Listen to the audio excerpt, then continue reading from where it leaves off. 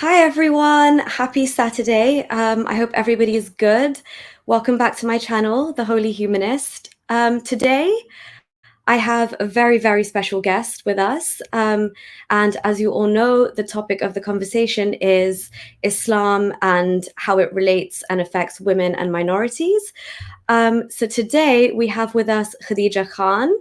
And Khadija is a journalist and commentator based in the UK. She writes for different publications focusing on human rights, mainly women's rights, as well as minorities and extremism. So, as you can see, who better to invite to talk about this than Khadija herself? So, without further ado, I'm just going to invite Khadija to the stream. Khadija, welcome. So nice to have you. Thank you so much, Nuria, for having me.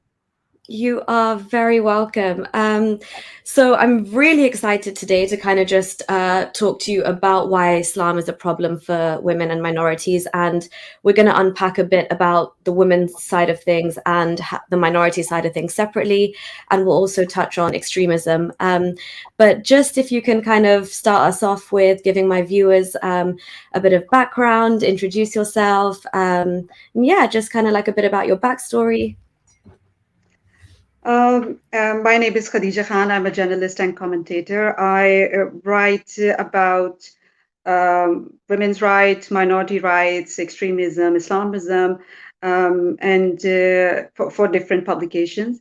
I was born and raised in a Muslim household, religious household, and it's an open secret how the kids are raised, born and in religious household, and how they are expected to follow whatever they are told and whatever they are taught in the name of religion. So I was just the same person, and my journey as a, you can say, as a journalist began when I realized that there are so many issues which are very much complex, and we need to talk about these issues. Obviously, in the beginning, I was just an ordinary girl, Muslim girl, who was very much influenced by the religious teachings, and had very little, suspicions about religious, teaching being, discriminatory towards women. So for me, it was like, maybe it's culture, maybe it's the society, maybe it's men in power, and because of all these factors, women are facing so many difficult situation, and they are unable to voice their concern, many of them, and few of them are able to speak up against this situation. But for them, even the situation, the whole situation is not that comfortable. They have to face fundamentalist rage, and they have to face the state's rage in conservative societies like Pakistan. So it was quite a complex situation when I decided to write about these things in the context of human rights, because it was like I felt that this is something that is not justified when I see it with the human eye. Like, human beings are equal, we believe that. And in religion, on one hand, we are told that all human beings are equal in the eyes of God. But the moment we see that human beings are interacting, in social affairs, in worldly affairs, we see that there is a discrimination. It's so deep rooted. It's ingrained in the culture, in the society. So there was an urge, there was a quest that I want to change it. I want to talk about it. And the best way to change this whole scenario is to discuss these things. But in conservative society, you don't have much, opportunity to talk about these issues. So it was quite complicated when I started my journey as a journalist and as an activist, you can say, because I've been very vocal about women's rights and minority rights in Muslim societies. So this is all about me.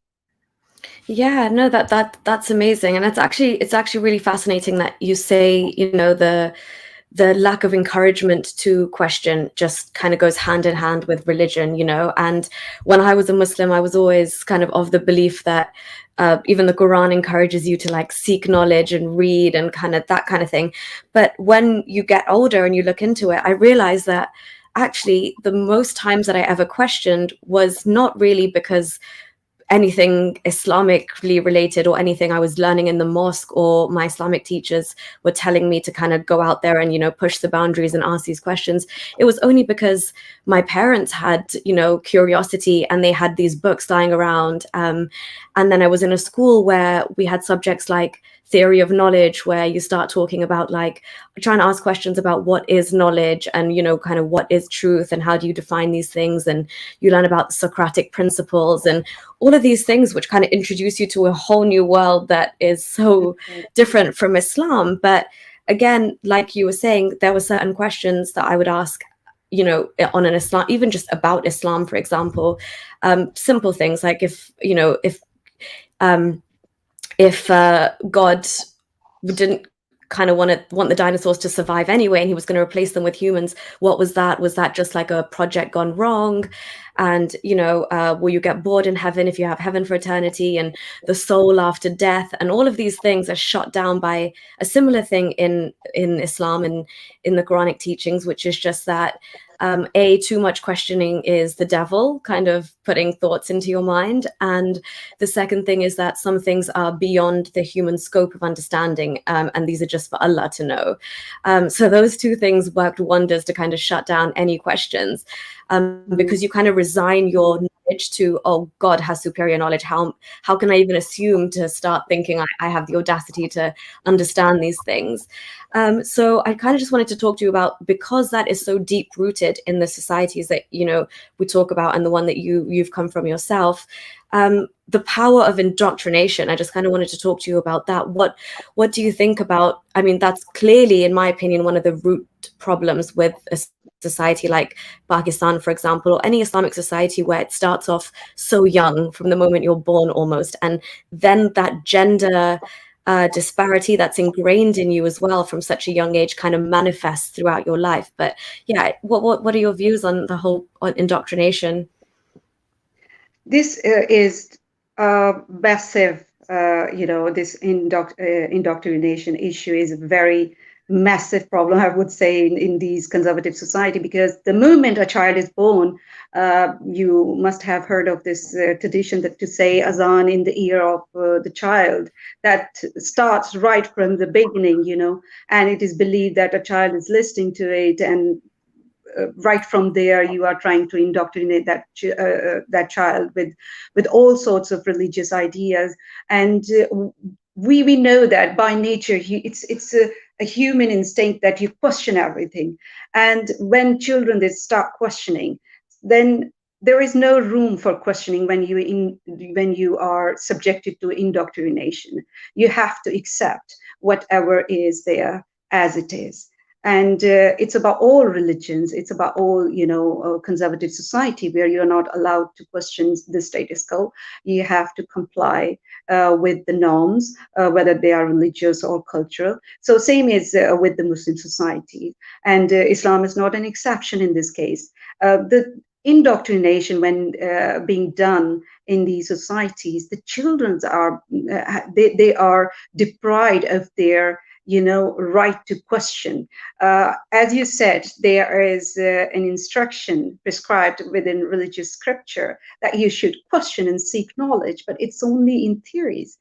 I don't find it in any, you know, empirical manner in these societies, that because the moment you question, this is the moment when you are shut down, you are silenced. I still remember my childhood. I was very curious, like so many other children, and I wanted to ask question. Like when I was told that men would get to 72 virgins in paradise, my question was like, what would women get? And then I was fairly punished, and for asking that question, because it was considered as a vulgar question, that how dare you are, you know, saying these kind of things, because we all know that when there is a concept of 72 virgin, what are they? What is this for, you know? Yeah. For men's sexual pleasure. So you are not allowed to ask question, and I still And it was remember, a very fair question, to be honest. It was a it, very fair question. I'm with you. so it was like you are always shut down, silenced, and it's a child abuse when you don't allow children to ask question. I mean, you are telling children to believe in things which are not possible if you see it from human eye. It's not possible practically. If you tell children that someone divided the moon in two parts with the indication of one finger, it's very unrealistic, and you are then not allowing children to question that thing. So it's a kind of child abuse. You are suppressing children, and there is then frustration, of course, within those children, because when you are expected to be obedient and submissive, and you are not allowed to question, this is a kind of hell a child has to go through, in my humble opinion, that it should not be happening to any child. When we say that you are all allowed to question, then uh, I think we should give children fair, chance to question everything. But when you shut down children, when you shut down their, curiosity to know what is divinity, how these things work, why Islam says this, and why Islam forbids this, then obviously you know that you can't answer those questions, and it's a crazy word. You are leaving your children like, and they are unequipped. They don't know how to deal with these things, and I think this should not be happening to any child.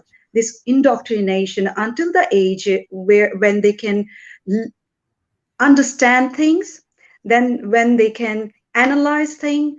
I think until that age, this should not be happening, and I totally it's agree with you because, for example, when you talk about that, and even when you give your own anecdotal evidence where you've been, shut down for asking these questions, what that does at such a young age is it essentially like stunts critical thinking, right where it's about to. That's one. children. Sorry. You traumatize children, when Yeah. you tell them you are not allowed to question. Yeah, exactly. And honestly, like that is such a standard life skill that you should have. I mean, at least even in terms of schools in the West, like they embed that in you from primary school, even from nursery in some cases. You're honestly taught to ask questions and think critically. Whereas Islam does the opposite. It literally puts a lid on that, and you stop having that inquisitive mind where you ask questions or you question something that seemingly sounds so strange to you, like even like the miracles that you're describing that we were told.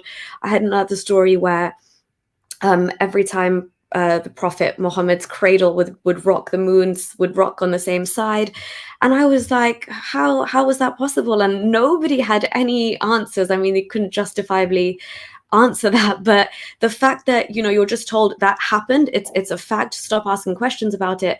In my head now, that's setting precedent for how I handle another situation where I have a question, but I'm told that's not worthy of being asked, or that shouldn't be asked.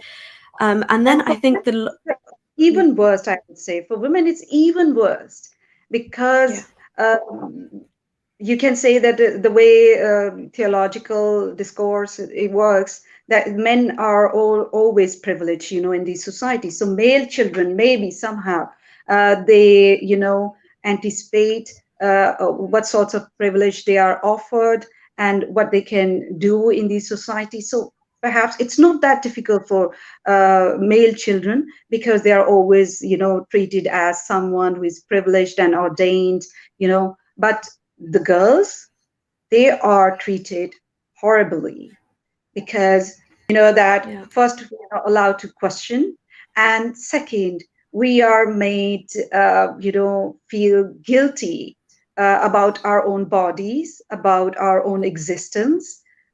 Menstruation is a natural, biological fact, but Mm. we are made feel like this is sin, this is filth. And just imagine a child who is just started these periods, what sorts of influence these kind of teaching could have on the mind of that girl. You're telling her that somehow you are filthy, you are not worthy enough to, to be present in the mosque. You cannot worship. You cannot read Quran. I mean, these sorts of things. It's a kind of dehumanizing. Yeah, totally. I completely agree with what you're saying. And also on the flip side, it's as damaging for what it does to the mentality of young boys. And that whole concept of if women are already, I mean, we're going through those motions and internalizing, like, why are we, treated like this, and why are the things that are our own kind of biological body going through natural processes, why is it looked down upon as so dirty, and like, you can't even pick up the Quran, you can't pray, you can't fast, you can't. I mean, I loved having breaks from fasting when when I could anyway because of it. But in general, yeah, the whole connotation is unclean. And that's a really strange thing to internalize, and then for like men to be able to see this, and little boys kind of see this differentiation and how women are treated, and the obligation to cover up, and this hypersexualization of a body of a woman, literally after you're, let's say, 9 years old for the most part. But as soon as you hit puberty, the forced separation between, what would normally be like me and my guy cousin hanging out, it's suddenly now a more forced, more serious situation. So I think on both sides, what it does to the psyche is very damaging. Exactly. And it perpetuates, a system where the boys, they learn to, look down upon women also because, having this thought in their minds like, this is filth, this is something sinful, and, whatever is happening, bad happening in around the world, it's all because of a woman, because of her existence. So on one hand, you dehumanize girls, and on the other hand you brainwash men, the little boys, that you ought to look down upon these girls. And this is a kind of upbringing they offer to children, and it's so damaging. I just It's beyond rational how we can accept these kind of attitudes and justify them or even ignore them in the name of protecting religious sensibilities or cultural sensibilities in 21st century. It's beyond rational. Yeah, no, I totally agree. And just on that note, Sultan Salatin is here as well. Sultan Salatin, feel free to join us in the conversation as well. As soon as we're done with the interview, we'd love to get your input. And yeah, you're doing amazing work. So obviously, if you can come on later, and yeah, we could talk about your channel some more as well, because I know you've just put some stories up and they're fantastic. I really want to get that spread as wide as far as we can. But yeah, thank you so much for being here. And thanks everyone for the nice comments and the warm welcome to Khadija as well. So yeah, just kind of to move the conversation on a bit further, and it's very similar to what we're talking about. Let's say if we were to fully talk about a society where we see this happening constantly, and we're stuck in a cycle of, how can we finally break out of this religious gripping that, kind of underlies the entire fabric of the society. And it starts with the indoctrination, and then these enforced kind of gender types and all of the Islamic kind of suffocation. So obviously, I'm sure you're aware of, Imran Khan and his rhetoric in terms of the West being, kind of devoid of morals, and they've kind of broken all family value systems, and the divorce rates are through the roof, and women are hypersexualized here. I just kind of want to put two things out there. Because you now live in the UK as well, and you've experienced a society entirely different, and your work is very much based from a position where you work here now, voicing your opinion on these same matters. So in terms of your life now and your experience in the UK, and then you hear comments about Imran Khan pushing this rhetoric about the West, what are your thoughts on that? Imran Khan, it's laughable, literally, to hear these kind of comments from a person who, spent lots of time here in the West, and he was quite. We know that what kind of life he spent here, and I don't have any problem with that. It's his life, and he can just live the way he wants. So I never criticize him for that part. But when I see this hypocrisy, that you one life for you and the other life for those people who are already oppressed. I'm talking about women here. That is really, really hypocritical on his part. He's been under fire for his ill-judged comments about women, and when he was asked about uh, what measures had been taken to prevent sexual abuse in Pakistan, which is prevalent, then he, instead of accepting his fault, his government's fault and incompetency, he started blaming. First he blamed India, Hollywood, and then he blamed Western society. I mean, this is reckless. How a prime minister of a country is, reacting to the questions about how to tackle sexual abuse in a conservative society where men, they believe they have some sort of privilege or right or justification to abuse women whenever they see it's appropriate. It has nothing to do with the clothes, because in majority of the Muslim countries, women, they wear covered clothes, traditional clothes. They don't wear westernized clothes, and they don't wear short clothes. So it's reckless, it's ludicrous to even mention that westernization or Hollywood and something like that is responsible for these kind of things. And then he said that everyone not has willpower. Can you just imagine how, again, it's disrespectful and dehumanizing for men that he's not uh, considering a possibility for men, for some men, who decide to abuse women or attack women sexually. He's not willing to understand this thing, or willing to admit, I would say, that it's the fault of these men. They are responsible for their crime. But somehow it's Western society, somehow it's Indian Hollywood, and then it's about clothes. He instructed Pakistani women to remove this temptation, and what temptation? He said it's about clothing, what they wear. This is ridiculous, literally, because I have lived in Pakistan, and mostly women, they wear traditional clothes. They don't wear westernized clothes, but still they are attacked, they are sexually assaulted. Why? Just a recent example, a woman, she went to Minar Pakistan. It's a monument, historical monument. She went there just to make a video. More than 400 men, they assaulted her, and they, you know, they were tossing her in the air. They were tearing her clothes. They were, I mean, horrible. You can't just watch those videos second time once you have watched it. So it just happened in recent past. So saying that, and she was wearing all Pakistani traditional clothes. She was not wearing any Western clothing.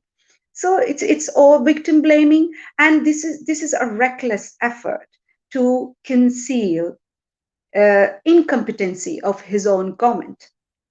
He couldn't tackle these cases and this situation. His government couldn't take appropriate measure to protect women, to protect children. And then he started blaming, the victims. This is very typical, mindset in these societies. And also, he always, holier than thou, always tried to, instruct women about parda, about cover yourself. I mean, in your country, you can see it. I'm really shocked that you can see that mostly women are covered. They are wearing traditional clothes. There is no point that you are, talking about not covering enough. There is already enough covering in that country, and you cannot step out of your home without covering yourself. It's a kind of invitation. It's considered an invitation to be assaulted, to be raped, So it's not possible for women to go outside without covering themselves. So these are all lame excuses. And as far as the Western society is concerned, he again is making ridiculous, comparisons.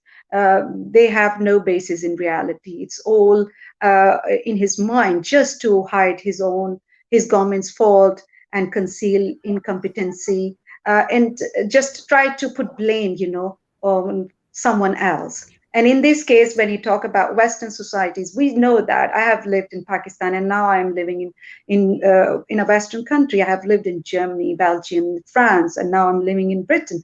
I know this society where women are at least treated like a human being. Yeah. When there are cases of rape, when there are cases of violence, they are not justified in the name of religion. They are not justified by saying that, oh, they were not covered enough. There would be minute, I would say, group of people who would say that these kind of things, but in general, mostly people are appalled by these kind of incident, and they just condemn it unequivocally. They don't try to put blame on one thing or another, or start victim blaming. I'm not saying that these societies are perfect in any way.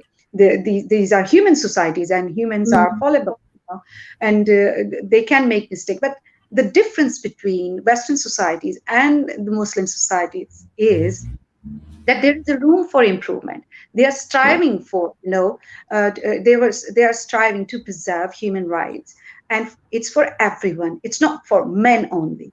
If you look at Cairo Declaration, 1990, it is considered a parallel charter of human rights in Muslim countries. What does this charter say?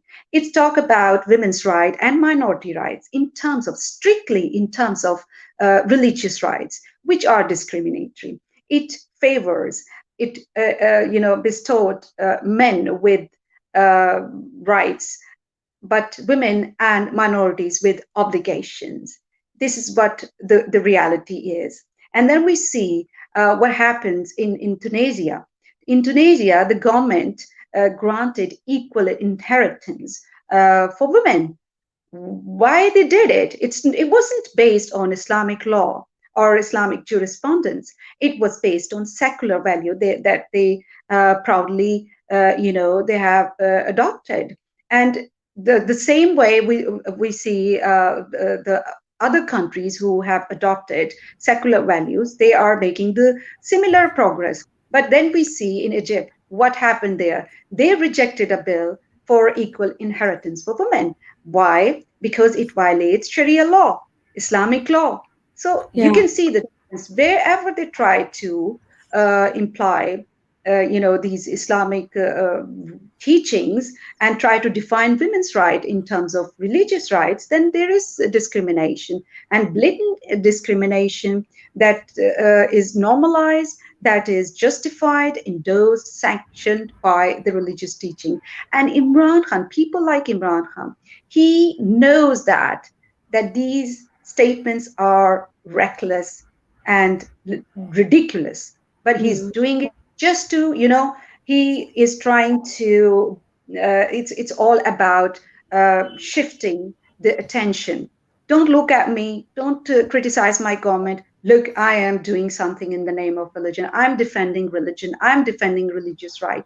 So he's trying to, gain legitimacy for his Yeah. rule by, Yeah. doing these kind of tactics, which is shameful.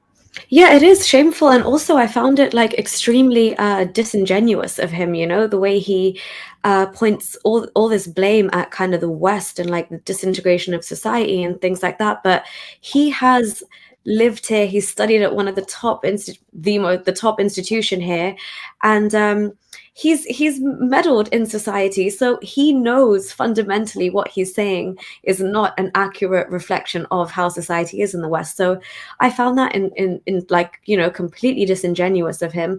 And just going back to something you touched on as well in terms of like, the rape culture and things like that in Pakistan and what women face, when he made a statement as well saying that a lot of our women who actually go through this, they eventually like give in to their honor and shame and therefore don't report it. And just how dangerous a statement like that is, saying, oh, our women, first of all, you're endorsing that the women stay quiet as opposed to speak up as soon as this matter has happened, at the expense of what your family think or anything. You know, you should instantaneously, like, that should be the knee-jerk reaction, which it isn't for a lot of women, of course. It's very different. But for the prime minister to be saying that almost, you know, it's a good thing when you stay quiet about it, because that's when your honor and your, you know, your internal shame kicks in, and you don't want this to be kind of a thing exposed, is the complete wrong message that you should be sending to, you know, women who have suffered sexual violence or rape or anything like that. You should be ensuring that your, you know, your women feel safe enough to come forward, that they feel safe enough to approach the police, that, you know, they're not going to be pushed back at every single obstacle, every single turn, to go out and have their voice heard. So I think there's, like you said, obviously it's all kind of part and parcel of him trying to gain legitimacy and kind of distract from the other problems at play, and still say, look, this is me with religion kind of leading the way and leading the country forward.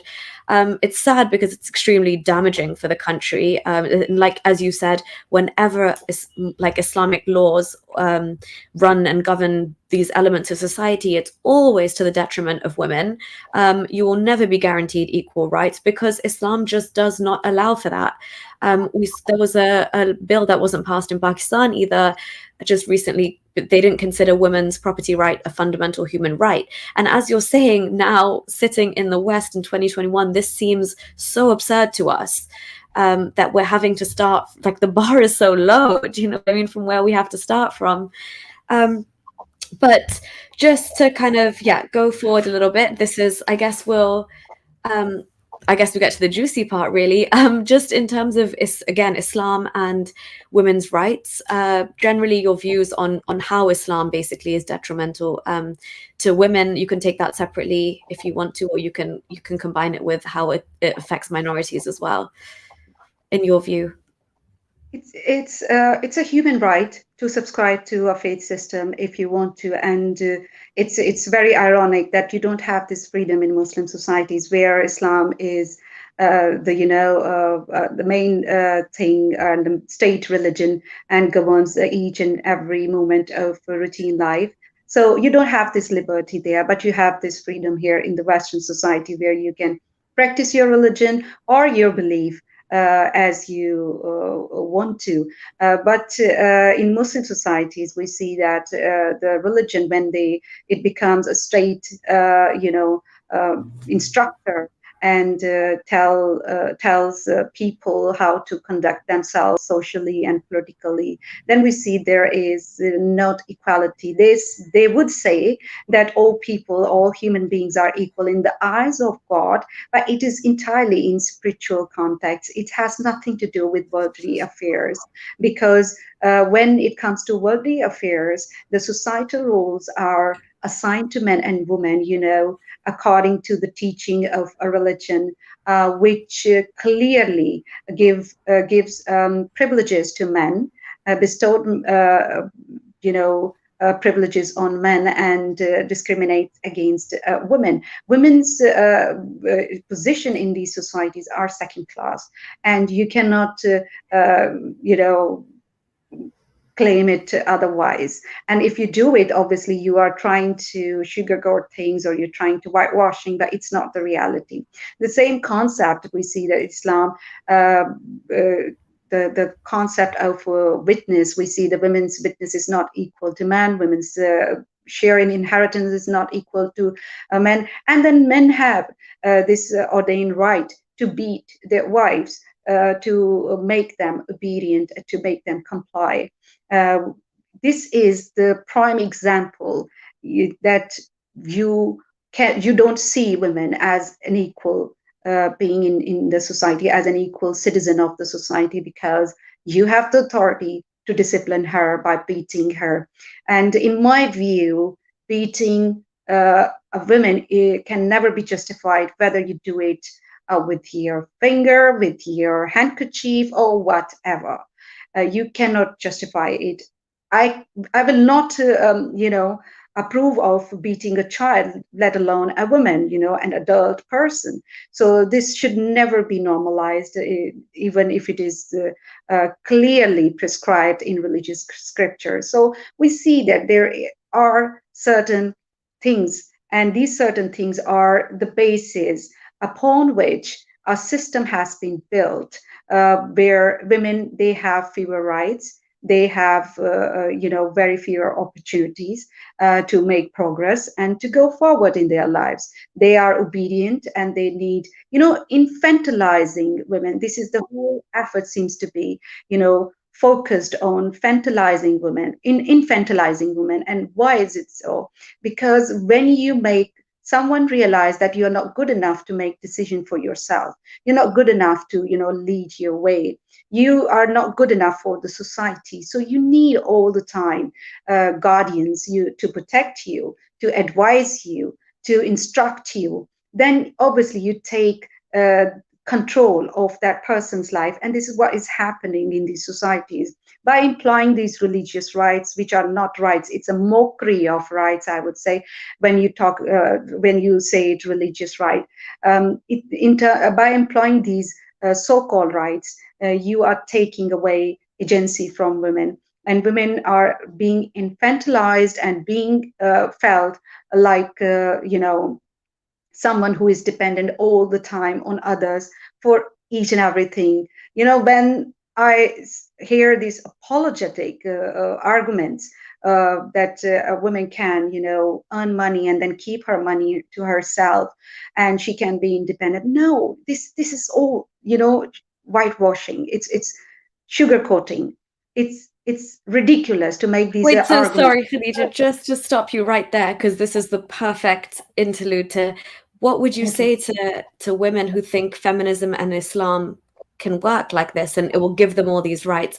What would you say to women who think that these exact rights that you talked about are enshrined in Islam and it gives them the fundamentals to be a feminist in 2021?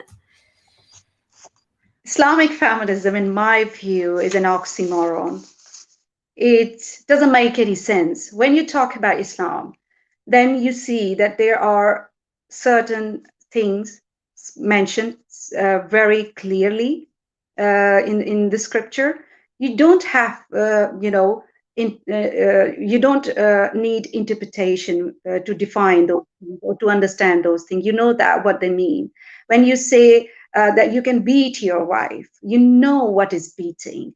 Then you try to make it look like something ever good, something like very good ever happened to women, like by making it lightly beating or beating by a handkerchief.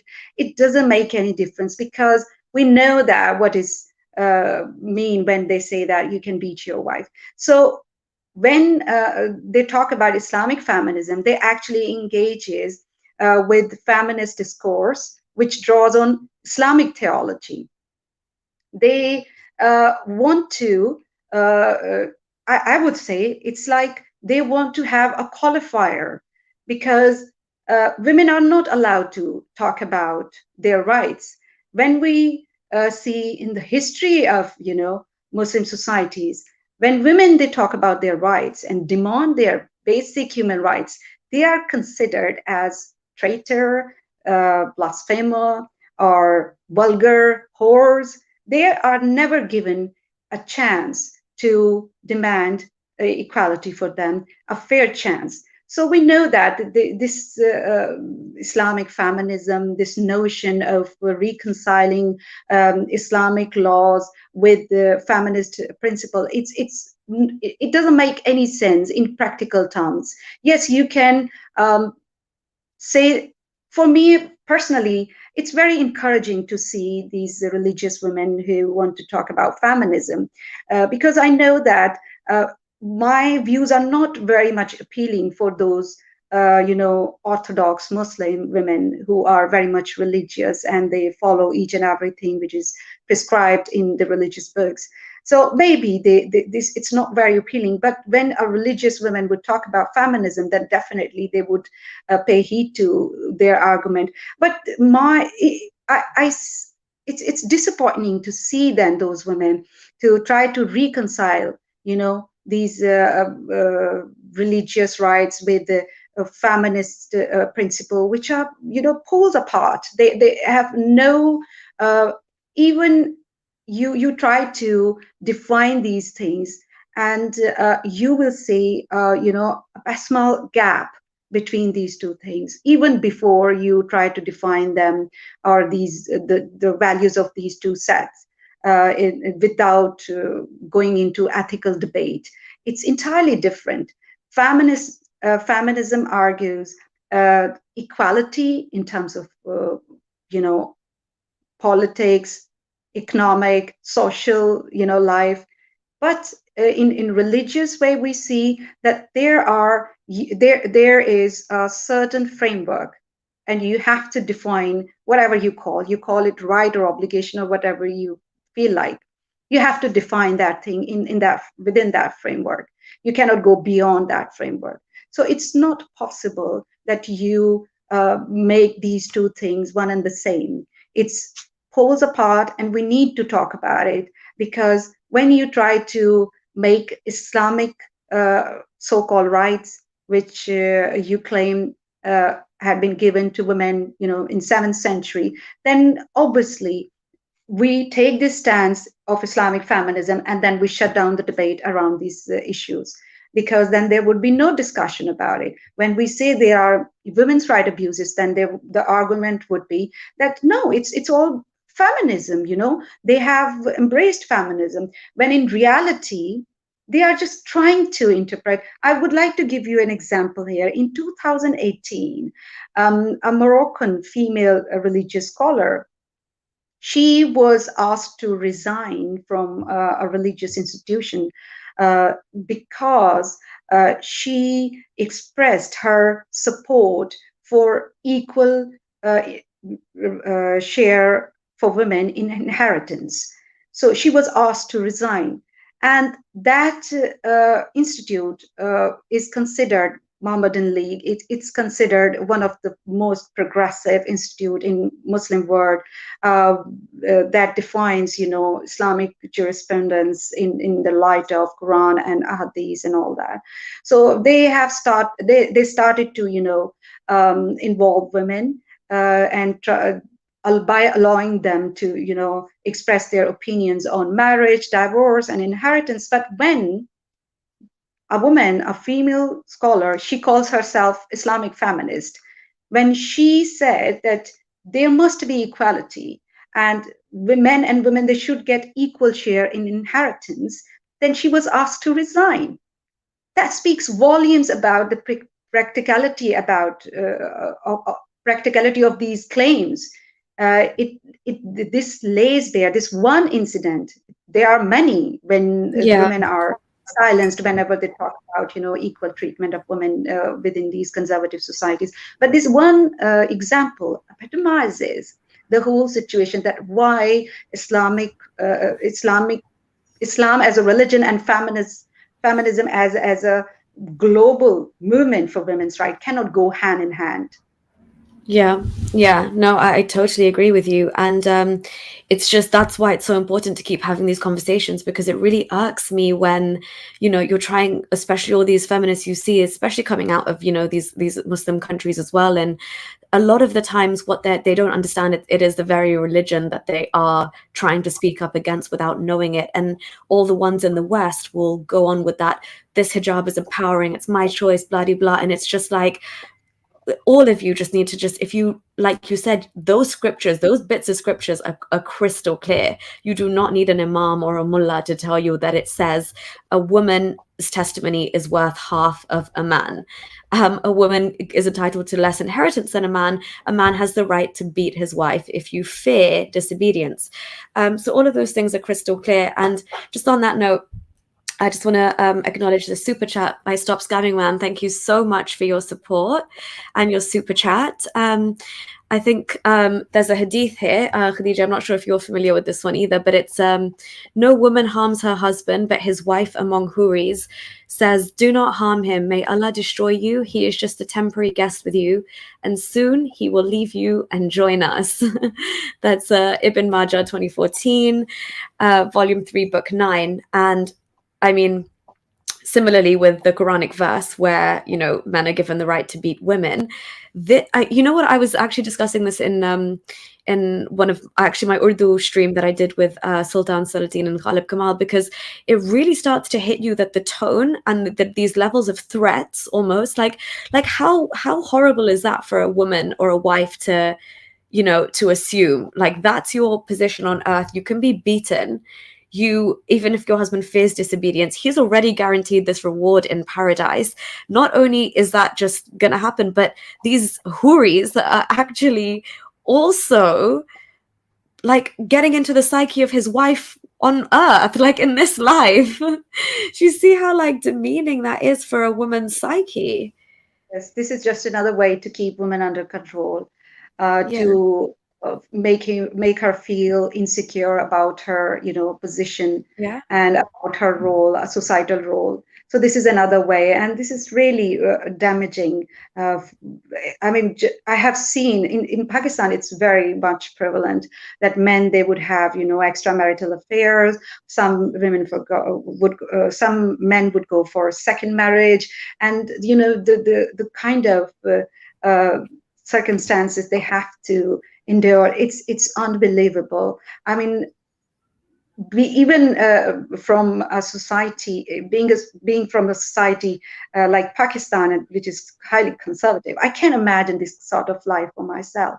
I can't live under those circumstances. It's not possible for me under that pressure that somebody is telling you that you have to be obedient, otherwise you will face the consequences. And that is problem with this notion of Islamic feminism, because they do talk about equality, but they have no solution, practical solution that by which they can achieve that equality. That is the problem. Well, They the would problem talk. is because it's so deeply ingrained as well, right? Like, how are you gonna how are you gonna come up with a solution when you cannot go against the very text which codifies the inequality? So you kind of Exactly. have to make politics and religion entirely separate for that to. Exactly, exactly. This is what I always believe in, that even when I was in Pakistan, even I was like when practicing, as they say, practicing Muslim, I used to believe that no, religion is not the solution, because when I would see that minorities are not treated fairly, women are not treated fairly, then I would feel like no, it's not the solution. And to be very honest, in Pakistan, though the world has become a global village, but in Pakistan, people are still, you know, deprived of the knowledge, the real knowledge, I would say, because every time you would go beyond set standards of a conservative society, which is merely based on religious morals, you are told that you are committing a sin. So with this guilt, you would never, you rarely dare to, you know, go beyond that framework. You spend all your life within a bubble, and you listen to the clerics, your local clerics, whatever they tell you, whatever And is also written. the emotional abuse, right? Like in the hadith that we kind of just heard as well, like that really does have take a toll on you. Like it is a form of emotional abuse. Even the other kind of commands, like if you don't sleep with your husband, the angels will Yeah, curse you until morning. Again, yeah, that is emotional abuse, and this is all things that a woman has to internalize just to be a devout and pious, I don't want to even say obedient, but that's the requirement. Yeah, obedient yeah. wife. Exactly. This is the problem with this situation. So I am very keen to, you know, have discussion with those people who call themselves Islamic feminists. That how can they just say that? Because I have seen that Western Muslim women who are born and raised here in the free Western society, they enjoy freedoms and liberty like any other woman, you know. in these societies, but they somehow they feel themselves obliged to give all credits for their freedoms and liberty to their religion, which is again very disingenuous on their part. It's no way coming from your religious teaching. It's no way And coming they know from, that they wouldn't live that same life in a Sharia country. they They would would be not. incarcerated. They would be incarcerated if they would, even people, they live their lives the way they want to, and I never want to comment, and I never want to say people how to live your life, but I want to say in general terms that you can wear hijab, and then you can put on tons of makeup, and you can walk down the street here in the free western countries, and nobody's gonna attack you for that. Mm. But even if you do this, you wear hijab and put tons of makeup on your face and put tight clothes on you, you are going to be assaulted, catcalled, you know, harassed, intimidated when you walk down the street, you step out of your house. So they are very disingenuous, I would say, when they make such Yeah. tall claims, and the reality is entirely different. Yeah. This is the issue with the making religion look like something very good and nice and feminist, but you're not talking about people who are suffering. Many of them are suffering in silence. You're talking about protecting ideas, the sanctity of ideas, but you have no concern with human life, and that is really concerning and worrying, I would say, because Yeah. we like it or not, but these kind of ideas, they are sanctioned by the religious authorities here, even here in the West. And there are women who are suffering in silence. They have to go through female genital mutilation in the name of religion. They have to, go for virginity test here in the Western countries before they get married, and they have to, you know, face the wrath of their families if they try to go beyond the honor code, which is imposed on them in the name of religious and cultural norms. So there are these problems and these ideas, they do prevail here in the Western societies. And if we will not talk about these ideas and if we won't challenge them, then how are we going to protect those people who are suffering? I mean, just Yeah. recently in France, a girl was severely beaten, and she had her head shaved and ribs broken by her family only because she had a Christian boyfriend, and it not allowed, within the framework of that honor code, which was, set by her family and extended family member. So they did this to her, and it was reported. She was rescued, and again then in Italy, a girl, she said, I don't want to wear a hijab, and she was really beaten, and she was rescued by police. So who are going to protect these people? Who are going to protect those women who are voiceless and who are facing these kind of situation? And Yeah. they are tortured by their own family members, and Yeah, then and I think honestly, that's a great point, because that's exactly what I wanted to say to you, right? Even in the West, for example, the fact that Islam is a problem here, or those same ideas from the ideology seep across here into like these pockets of these, like, heavily, let's say, immigrant societies who have come from these backgrounds, and like you said, they apply all those same honor codes in parts of the country here. And now in the UK we have like Sharia councils, and we actually have like ways where you can go through the whole Sharia process. Even here you can bypass the secular laws that we have in place and choose religious law over it. But just to kind of build on what you were saying about feminists, Muslim feminists in the West, I would like to say, just to follow up on what you said, is once that element of, right now they can wear a hijab and go out and do as they please, and they can do the opposite as well outside, let's say, if they don't have that whole honor, heavy culture around them. But once that element of choice is taken away from them, once they're put in a country where it's not a choice anymore, it's not going to be as fun or as empowering or as emboldening. And I think that's definitely like something that they need to realize. When over here it's so easy to say it's a choice. Have you experienced a day with that choice taken away from you, and this is now the norm, and it's a norm that's obligatory, that's going to change your entire perception. So I would just ask them to consider that. But also, just before we go ahead, I just want to acknowledge these super chats because I don't want to miss them if they get too far behind. Excuse me, but thank you so much for your support. Really appreciate it. So it says, great channel. All religious society is premised on the silence of women. When they say religious society, this is largely what they mean. I completely agree.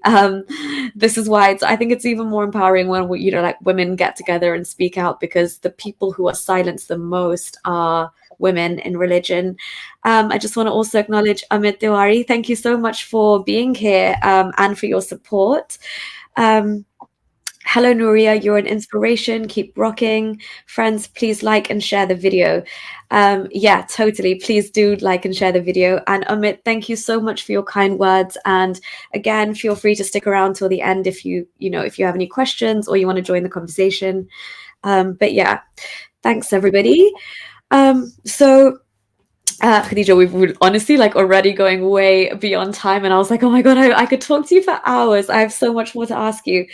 So just quickly turning the attention to minorities for a moment, and how Islam, we understand that the effects it has on women. I think and like you gave some really, really good examples of even situations in the West where the same honor codes apply.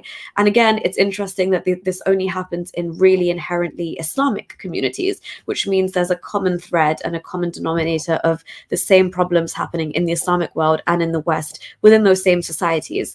But something that's talked about less, I think, is the effect on minorities. And from where I'm coming and where I can see it is that where Islam flourishes and where Muslims are kind of in larger numbers, I feel like they are always adamant for Sharia to prevail. But whenever they are the minority somewhere, they're more than happy to kind of like hide behind human rights and call for human rights, not knowing that their own Sharia doesn't guarantee those human rights that they're asking for. But yeah, what are your thoughts and what have you come across in terms of how Islam impacts minorities? Minorities are second-class citizens in a Sharia-compliant society, and because of that, basis, we see that the Muslim countries, they have adopted appalling practices and appalling treatment towards the minorities. In Pakistan, I have seen it myself, that how minorities are treated. Minorities are considered like filthy, and we cannot eat with them, we cannot drink with them. If we have made from a minority background, then we have to separate their utensils, glasses, cups and plates, and we cannot use them. After they leave the job, then we have to throw them away. So that's how the minorities are treated in these countries. And then there is an element of also racism in Muslim countries, that some Muslims, they consider themselves better than others, and on that basis they discriminate against those whom they consider inferior to them. Like you can see in Saudi Arabia, in UAE, in Qatar, the workers, labor force is treated so inhumanly. They take their passports away, and they have to live in very small accommodation, which is not even recommended for human use, but they have to live there, and they have to spend their time there. They have no right. They can be beaten. It's the kafala system. It's like modern slavery, right? Exactly. Yeah. They can be treated badly, they can be beaten, they can be even sexually assaulted, but they cannot complain against their masters and those employers. So it's a very strange thing that those people who claim to hold a higher ground and say that higher moral ground, and they say their religion is peaceful, and religious rights are for everyone. In those societies where these things are applicable, we see that minorities are treating inhumanly. In Pakistan, forced marriages, I would like to mention here. Can you imagine that the mental state of those parents whose girl is turning 12 or 13 or 11 or even 10, And they know that anytime she can be taken by Muslim fundamentalist, anytime she can be taken and raped, she can be converted to Islam, she can be married off to a Muslim, elderly Muslim man, and she would Khadija, never. sorry, could you know the concept of love jihad, right, as well? Yes, it is Yeah. like it's from Could India. Like they always they say this thing that this happens. I always say that where two people from different background, they are coming together, two adults, they are mhm. coming together and getting married, and they are happy with each other. There should be no problem with that. Yeah. And you think that it's a love jihad and all that? I think it doesn't matter. In my view, it's again a ridiculous argument, and Mhm. it's a way to target minority. If you are saying so, yes, if a girl is saying that she was abducted, she was raped, she was forced into marrying that man, then yes, you have a right to protect that girl. But if two people are happy in a relationship and they are adults, I think we should respect that. But this Mhm. forced marriage in Pakistan is entirely different and Yeah. very intense, because the girls are children literally when they are abducted and raped and converted and married off to these elderly Muslim men, and then they are not allowed to return to their parents. They never see their parents again. And if you see those girls, they are traumatized when they are presented before the judge to give a statement that she's happy. I mean, child marriage is not allowed in Pakistan, but when a girl from minority background, she's married to a Muslim man and she's presented before the judge, she she's saying that I'm happy with that man, Mhm. will validate their marital status when it is illegal. So that exposes the systemic, you can say, persecution of minority in Yeah, and then minorities. they fail to push these anti-conversion bills that, the parliament Exactly. is trying to pass. This is self-evident. Yeah. It speaks for itself. You can see that when you are not willing to protect these girls, that means you are complicit. Totally. Totally. And do you think again, like, I mean, when you see these, horrific like stories of, imagine, like, we can only imagine the feeling of a little girl having her entire childhood stripped away, being taken away from her parents, being with a man who is, she has not, like, there is, they are worlds apart. So her childhood is over almost. Yeah. And it's just we see what's happening in Afghanistan as well. But do you see obviously the clear link between this stemming from the fact that the Prophet had a marriage to a girl at the age of 6 and consummated it at 9, and therefore this problem is just going to be there as long as Islam is there? See, there is two opinion on this issue. Some people say that Aisha's age was 6 when she was, married to Prophet, and then she was 9 when she was, the marriage was consummated. And the other view is that she was 16 or 19. So there are two school of thoughts, I would say. But majority of the people, they believe that mainstream, I would say, school of thoughts, they believe that she was 6 and 9, later when the marriage was consummated. So yes, this is the basis to justify child marriage. When you look at a 10 year old girl and you don't see a child, and then you have this endorsement from your religion that you can marry her, you can have a sexual relation with this person, doesn't matter if 9, 10, or 11, then obviously it stems from that example and people justify it. The same is with female genital mutilation. If you There are certain hadiths that sanction female genital mutilation and instruct men to choose virgin women who are, mutilated and all that. This is some sort of sacred thing in religious terms. So yes, people do use these examples to justify these appalling and inhuman atrocities. they do use it. So just saying that it has nothing to do with religion is a denial. And when you deny these kind of things, then obviously you are not protecting human beings. Being a humanist, I always emphasize on human rights to protect human beings, because human lives are not something that can be sacrificed on over, some archaic ideas, which have no, you know, uh, justification in a moral and ethical sense. So we need to talk about these issues. We need to discuss these things. And those people who think that discussing and uh, criticizing these things can just bring a bad name to their give bad name to their religion, and then it can be used to stir up hatred and prejudice against Muslim. I think this is not fair.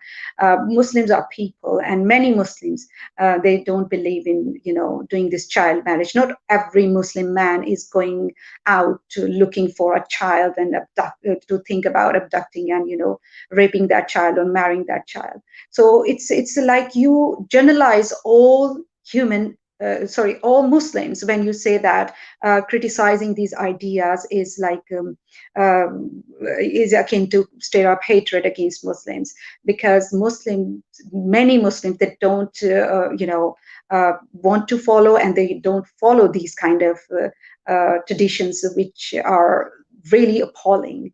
And whether there is a justification in religious scripture for these kind of practices, but still they don't apply it in their lives. So I think we need to. And some of them don't know about it, to be honest, some of them genuinely don't know. Yes, you can say that many of the people don't know, but I have seen that there are people who are appalled by this idea of marrying a child. Literally, Hmm. they I mean, believe any that. normal person would be, right? Like you that's your default Exactly. position. When for me, it's like when you say that don't criticize this idea that child marriage, whosoever done in the past, is appalling. When you say that you should not talk about it, then you try to employ that all Muslim men, they believe in that idea, and they want to somehow apply that idea in their practical life. And Hmm. in that way, you dehumanize all Muslims.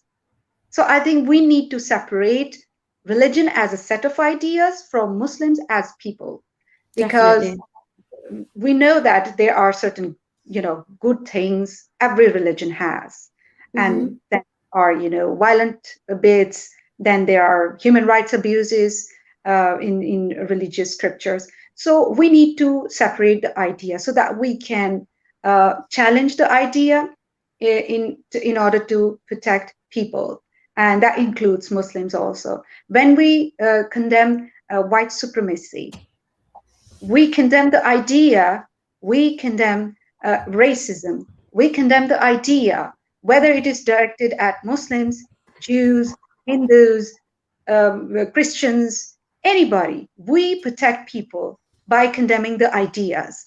But if you will shut down the discussion about ideas, you would not have a hope to protect people. Then you True. have to comply with the status quo, and you have to accept whatever the ideas dictate, in Mhm. social and political discourse. Yeah. No, I totally agree with you. Share Putter, thank you so much for your support. Share Putter saying Jakte. But yeah, thank you so much for your support. And so we have Sultan Salatin in the studio as well, Khadija. So I would like to get her input in this conversation.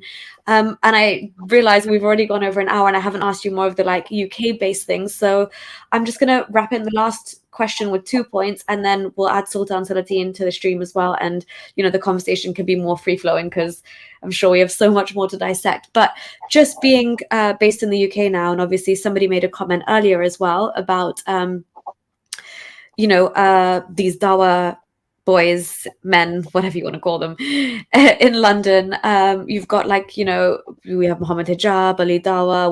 We've heard of instances that have happened lately in Speaker's Corner in Hyde Park, and just the general kind of like fear of extremism, what's happening with just even the, the Liverpool bombing, the Manchester Arena bombing, and then England just turning their terror level to the terror level alert to high, even though there was nothing, imminently expected. But that's the general feeling and the kind of state of alert that the country is on. So yeah, in terms of that, and just any thoughts on the Shamima Begum incident up until now. So yeah, just those two last points wrapped in. What do you think about the Shamima Begum situation and the rising kind of level of extremism or the radicalization in England, whether it's Sharia councils, grooming gangs, dawab guys, that whole scene? First of all, I would like to talk about Speaker's Corner. Sure. I'm humbling saying this. I was a very good debater in my student life. I won Oh, wow. a national award for being the best debater. So when I came to the UK, for me, Speaker's Corner was the biggest, attraction. Like I want to go there where people, freely discuss their ideas, and I want to see what happens there. But when I came here, then I watched a couple of videos. Ex-Muslims, they were, having arguments with these people like Dawa people. How do you call them? So I saw that it wasn't that pleasant, but still they were both free to present their own opinion in the public discourse. So that was like very appealing. For the idea was very appealing to me, that you must go and see there. But when I went there, literally, it was the biggest disappointment for me here in the UK. I went there Really? yes, it was 7 o'clock when I went there. There was no women uh, in that place. There were men with Yeah. like beard. You can tell that they were mostly Muslims, and they were talking loud, and they were having conversation and all that. I didn't see a woman there, and I myself felt uncomfortable when I was walking down that path.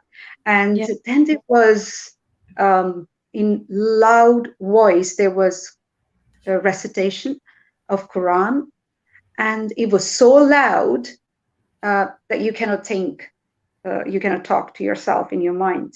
Oh It was my that loud. God. And for me, it was like what this place has been turned into. I mean, as far as I know, that people say that this is a place where everybody can, express their opinion. Now, in this atmosphere that I have just described, you tell me, if I express my opinion, what kind of reaction I'm going to face? If I say that, please shut down this audio, it's very noisy. I'm here to talk about things, and it's all very noisy. And there was a corner which was taken by Muslim men, and they were offering prayer, which is also, again, an idea that is not prescribed in religious scriptures, that you need to go to gardens and you need to go to universities, campuses and canteens, and you have to offer prayer there. So it was, again, not an Islamic idea, but that why do they do it? To just give a kind of impression that how powerful their ideas, religious ideas, and their religious identity is. So that was really disappointing for me. That I'm not saying that you should not be allowed to express your religious belief, but not that way, because that is not. I don't feel like this is something that should be normalized. Because what if people, Christian people, or Jewish people from Jewish faith or from Hindu faith, they would come over and they'd start playing their own, cassettes and records, and what kind of situation that would be? But somehow we don't see any other group from other faiths, but there are some Muslim men, mainly Muslim men, who are there, and they are just dominating the whole space, the whole area, where you cannot express. People like me, that a Christian woman was attacked Yeah. there. Hatun So Tash, right? Yeah. like, if she was criticizing Islam, Yeah. So you cannot Do you know expect what, any Khadija, you're skill. right, because I've had the exact same sentiments as you, because I saw it growing up. I'd be like, my dad would take me on a couple of Sundays and we'd walk through, and I always, it was just overrun by men. And obviously, like when I went, thankfully nothing really kicked off, or, there was no one holding like Exactly. pseudo. Shouldn't come as a surprise that when you don't see many women in the mosques, in even in the Yeah, Western countries, and don't see them in leading positions. In Muslim Council of Britain, they have recently appointed a female after ages, I would say, and they yeah, were very proud of that, saying that, oh, look, we have a female leader in among us now. And I think it's baby step. It's even yeah. slower than baby step if you call it a progress. Do you So think there'll ever be a female imam? if women want to be, I don't have any problem with that. It's Mm, their life if they want to be, but I don't think so they would be accepted, because again there is a problem of authority. Men hmm. have authority, they don't want to lose it in any way. And when women will be, in position of power, then they would challenge their authority.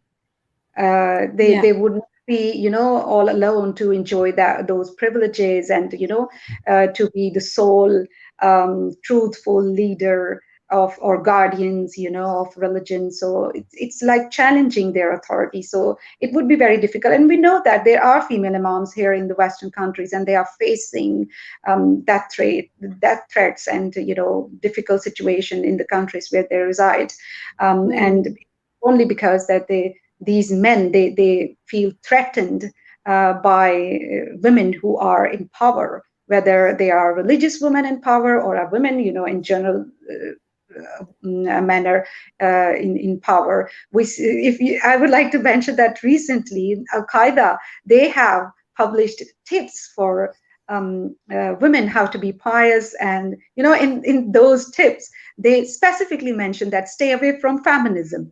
So feminism empowers women, but they don't want to see women being empowered. So this was included in those tips, that stay away from feminism, yeah. because a free woman, they feel threatened by a free woman, and they push you down to raise themselves up. And that's the reason that we see that women are not in the leadership positions. And then they would give you an example that Benazir was the prime minister of Pakistan. It's not because of Islam. I was in Pakistan when she was the prime minister, and I know what kind of circumstances she faced, the allegations, the accusation. Oh gosh, you can't imagine the names people would call her. You can't Mm, imagine. And literally, whenever she would go outside of the country, gosh, what kind of comments people yeah. would give about her, about Hmm. her husband.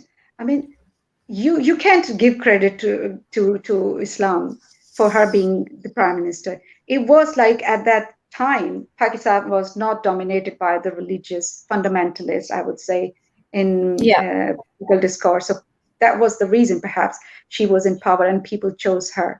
So that is the thing that we see male dominance in religious discourse, in political discourse, in Hmm. social sphere, wherever they feel like they have to maintain their hegemony, and Yeah. are Sorry, deprived of. Khadija, just to cut you off real quick, because I don't want us to go too much over time. But again, I think Sultan Saladin would have a lot to weigh in on this. So just moving back to the UK for like just the Okay. final comments on the UK. Do you think, because I'm starting to notice a big pattern here, and I'm kind of like being a lot more vocal that, there does need that, and I think I read one of your articles, which was absolutely brilliant about, we need to talk about extremism in its like truest form. When we see these terrorist attacks happening, we can no longer turn a blind eye. So just the final closing remarks on how the UK is dealing with extremism, and Shamima Begum, and then we'll bring Sultan Saladin in for more of a chat. The problem of extremism is like many ideas which are religious ideas, which stem from theological discourse. They are very much extremist and violent, and people they use those violent bits to justify their action, to radicalize the vulnerable people. And we know that this happens. Many cases have been reported in madrasas, in faith schools here in the UK, misogynistic and anti-Semitic, sentiments that they are being encouraged in those places, and there are materials, written materials, and cassettes and audio cassettes and videos in which the children they come across different people and personalities, religious personalities, around the world, who are telling them, these kind of radicalized and extremist stuff, and it's happening. But yes, there is a problem on the part of the authorities that they feel reluctant, in admitting that there is a problem. For them, it's like, if we will stop them from, having faith school, then that would be a discrimination. And then it's not happening all over the faith school. But I would say that when you are talking about religious religious teachings are the same in all schools. You can say that if you have found one misogynistic material, which is the wife beating, in one school, the other faith schools are not following. So it's a kind of curriculum that applies across the board. If you talk about faith school, Muslim faith schools, and there is also a problem in Jewish faith schools, also here in Christian faith schools. So overall, there is a discussion going on in the UK that children should not be exposed to these radical ideas. And as far as the Islamist threat is concerned, yes, it is there. We can never underestimate that. And the UK government and authorities, I think they have to be honest when they are dealing with this threat. First of all, they have to acknowledge that there is a threat and stop, defending religion whenever such an incident happens. Don't stop telling the people that it's not the religion. Because when you will not let people talk about religion and the ideas which are radical, then how you're going to tackle that situation? If a child is being radicalized, if you have heard, there was a news. It was reported in Daily Mail, if I'm not wrong. A man, a radical, he was former extremist, and he said that I'm going to, hold my own parents accountable for radicalizing me. So these are the ideas which are very much accepted in the mainstream, school of thoughts. And people just take those ideas, like anti-Semitism, I would like to present as an example, that anti-Semitism is no more, considered as a bad sentiment, as racism. It is a part of religious, belief that you have to be wary of Jewish people. You cannot make them friends. You have to have these sort of ideas. And then there are, sermons in different mosques that have been reported in the news that the day of judgment will never come until you kill all the Jews and all that. So these things are, very much ingrained in religious discourse, and we need to tear them apart. And the hate speech towards Jews and Christians and the Quran and polytheists, it's the level of hate speech is crazy. Exactly. You have to talk about that. You have to challenge these ideas. Yeah. And if you not accept it, that yes, they are there in religious discourse, you can never, tackle these ideas. You can, saying that it was a lone attack, the man was not. If a man is taking inspiration from something, I think we need to talk about that idea. The same is like with white supremacy, I would say. When somebody is talking about white supremacy, a Nazi, I would say, when they are talking about the ideology that Hitler, neo-Nazi, the neo-Nazis, what do we do? We condemn the idea. Yeah. We condemn that. This is appalling to divide people in terms of to identify people in terms of their skin color and to look down upon them and so on. So we need to talk about ideas, and this also implies on religious ideas. And as far as Shamima Begum's case is concerned, I always say that whether she can return or other ISIS bride can return to the UK or to the other Western countries, it's a legal matter. And many of them, ISIS fighters and ISIS bride, they have slipped to the system, and they are already here in the Western countries. So Shamima Begum's, it was highlighted, and now she's trying to convince the British people to forgive her unreservedly without having, holding her to account for alleged, crimes or aiding and abetting ISIS crimes. And I would only say that saying that she's a mere victim is really disingenuous, because there are Yazidi women who escaped, Yazidi girls who escaped, and they tell us how they were treated by these ISIS brides. And there are allegations that have been reported against Shamima Begum, and she was involved in all those things. So I think we should give her a fair trial should be given to her, but stop portraying her or proving her innocent even before she stands at trial. Let her face the justice. Let other people who've been a part of that organization face the justice. Because if you will start portraying her, saying that she was impressionable, was, I would say, were those boys who went the UK, who left the UK to join ISIS, were they not impressionable? How are you going to differentiate good, Imran Khan once said, good Taliban and bad Taliban. So now there are good ISIS fighters and bad ISIS fighters. So I think these arguments are really demeaning to those people who were the victims, who have suffered a lot massively under the brutal regime of IS. So let her face this justice, whether it is in the UK, whether it is in International Court of Justice, because that is another option where the trial can be taken and she can brought to justice. So we need to bring justice to the victims, and please don't forget, those Yazidi women are the victims. Those Yazidi children are the victims. Their ordeal. And the recent incident, if you have heard about a Yazidi woman, Nadia Murad, she was denied the talk. Yes, she was due to event in Canada, and she was silenced over the fear of fostering Islamophobia. Yes, that Islamophobia is another tool that has been weaponized to silence people, to shut down criticism around, even the Islamist ideology, even the politicized version of Islam. You cannot talk about it. You talk about these things, and you are labeled as Islamophobe. So it's a shameful moment. It's a shameful moment for all of us who claim to defend human rights, that a victim has been silenced. Mm-hmm. And on the other side, we see that Shamima Begum, who was allegedly complicit in IS crimes one way or another, she has been given ample opportunities to prove her innocence in the eyes of people.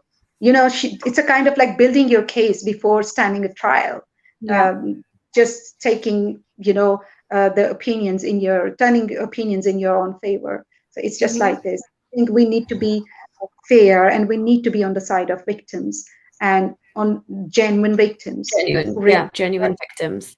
Yeah, I totally agree with you. I do also think that, I think obviously international law permits that everybody is entitled to a nationality. So I in terms of like her burning her British passport or whatever, for all intents and purposes, I think the ICJ being her going on trial in the International Court of Justice would be a good like middle ground solution. But either way, I think you're right. I think she should definitely be brought back.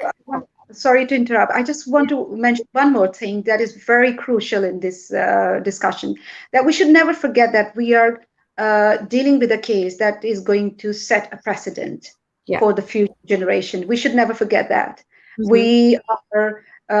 We are silencing the genuine victims. Then we are trying to portray someone who was allegedly involved in crimes, in genocide, because UN has recognized it as a genocide, Yazidi genocide. So person was allegedly involved in that genocide, and we are going to set an example. The way how we are dealing with these situations, we should never forget that, because there are vulnerable people. There will be vulnerable people, and we need to protect them from radical ideas. And we will only do this if we will, go in the right direction, and we are not, being led by our emotions and Yeah, mere I totally agree with you. Especially coincidence. because, as you said, it is a precedent-setting case. So this is going to define now how, anytime this happens again and we see these swathes of people trying to get recruited, this is going to be this is they'll know that this is what happens in that specific instance, because this is a strange case anyway, in terms of like, um, the public, like you said, the public in the UK, which should have already chosen a side and are so easily willing to take a side, and then factors relating to her age and the level of impressionism that she was susceptible to, and then just the nationality problem. Why they talk about her age? Because the criminal accountability here in the UK is 10-year-old, and she Yeah, was 15 when she left. I think yeah, why just mention this thing? I don't understand, because yeah. if a And most 15-year-old, 15-year-olds make mistakes. Yeah, they 10-year-old, they do normal things. You don't get on a plane exactly, and and join. she was too young. Malala, she Yeah, was too young when she confronted the same people who shared the ideology, ISIS yeah, ideology. She confronted, what you are doing is precisely, you are telling people that 15-year-old people, they are so immature, they are unable to decide for themselves. When we have two examples here, one is Shamima Begum, who chose to go to Syria to join IS, and on the other side we have Malala in Mhm. Pakistan. Okay, well, Yeah. so hold the thought on Malala as well, because I do want to talk about that, and especially recent events and the controversy. But I'll bring Sultan Salatin in for that as well. I think this Okay. is a great time to bring Sultan Salatin in, because there's a great comment here as well, ladies, that we can address. So I'm going to add Sultan Salatin to the stream. Hi, Sultan Salatin. Thank you so much Hi for there. being here. Thank you. Thank you for taking me in. And all the more power to you, because it's very encouraging to see more women out there who are ex-Muslim, because there's a lot of women are mostly afraid of coming out and speaking out because of the hate and the comment and what we have to listen to, through these men who are on the social media platform, and how easily they tend to abuse women Yeah. at the drop of the hat. So it's very discouraging that that I know so many ex-Muslim women, but hardly few of them speak out, and so all the more power to you too. Thank you so much. And right back at you. Guys and girls, if you're listening and you haven't subscribed to Sultan Salatin's channel, please do. I'll actually pin your link in the description as well of this That's video. very sweet.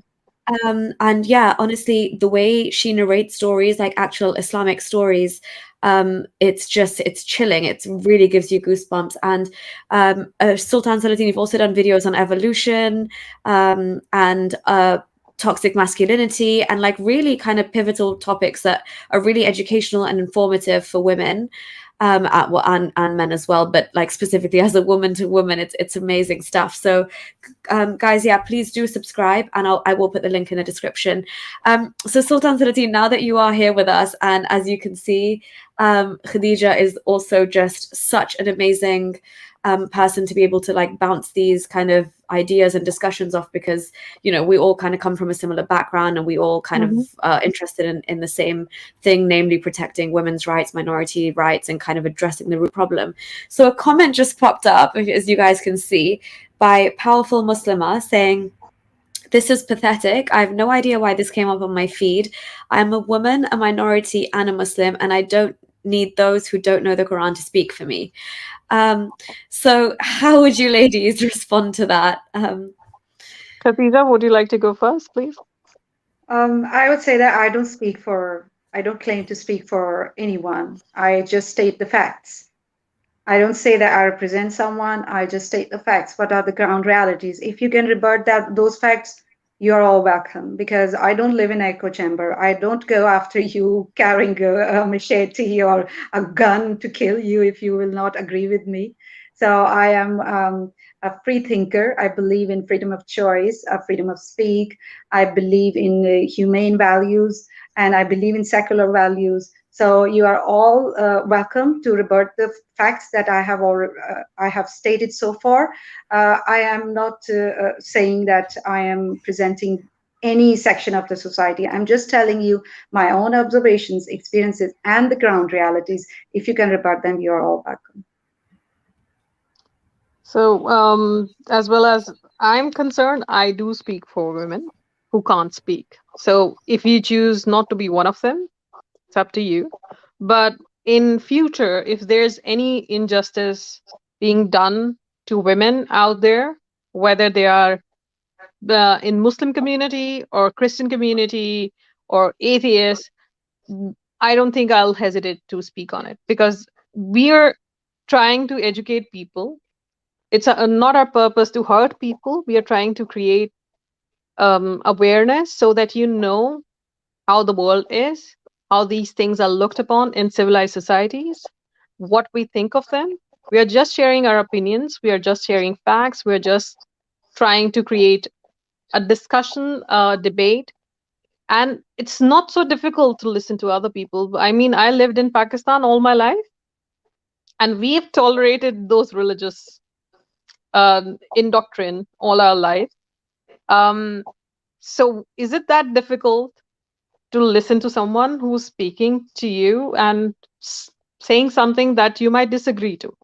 One is that. And secondly, if you're a minority and if you're in a country where you're, enjoying the benefits of a civilized world, then please don't, play this privilege card on the other women who are not in a society where it's handed down to them.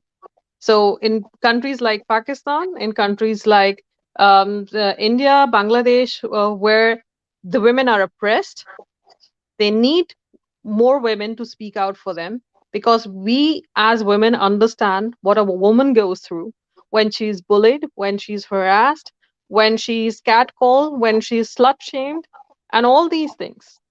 And she doesn't even have the rights that you have living abroad back there, where she has to go through absolute shame. She's shamed and discouraged to even speak out for her rights. So it's your choice, actually. Yeah, no, I totally agree with that, to be honest. The reason, a large part of us honestly daring to speak and being bothered to do this and coming into this space and making the claims that we are, I mean, these are our points of view, to be honest. So we don't assume that we're speaking on behalf of an entire community. That's that's a misheld conception anyway. I don't speak for all Muslims or all minorities or anything. All we are trying to do here is say that so much of the violence and discrimination and misogyny that women face on a daily basis, particularly in countries which none of us would like to go back to, particularly our own, where we're all from ethnically. Our own country is very much like damaged by these things, and therefore it's our prerogative to care and speak out about it. But if we see that these aren't just cultural or societal problems, there's an entire root cause, which you might not agree with us, and you might want to interpret the Quran in an entirely different way, which again I think is just problematic, because Muslims might think that that's beautiful because there's so many interpretations of certain things.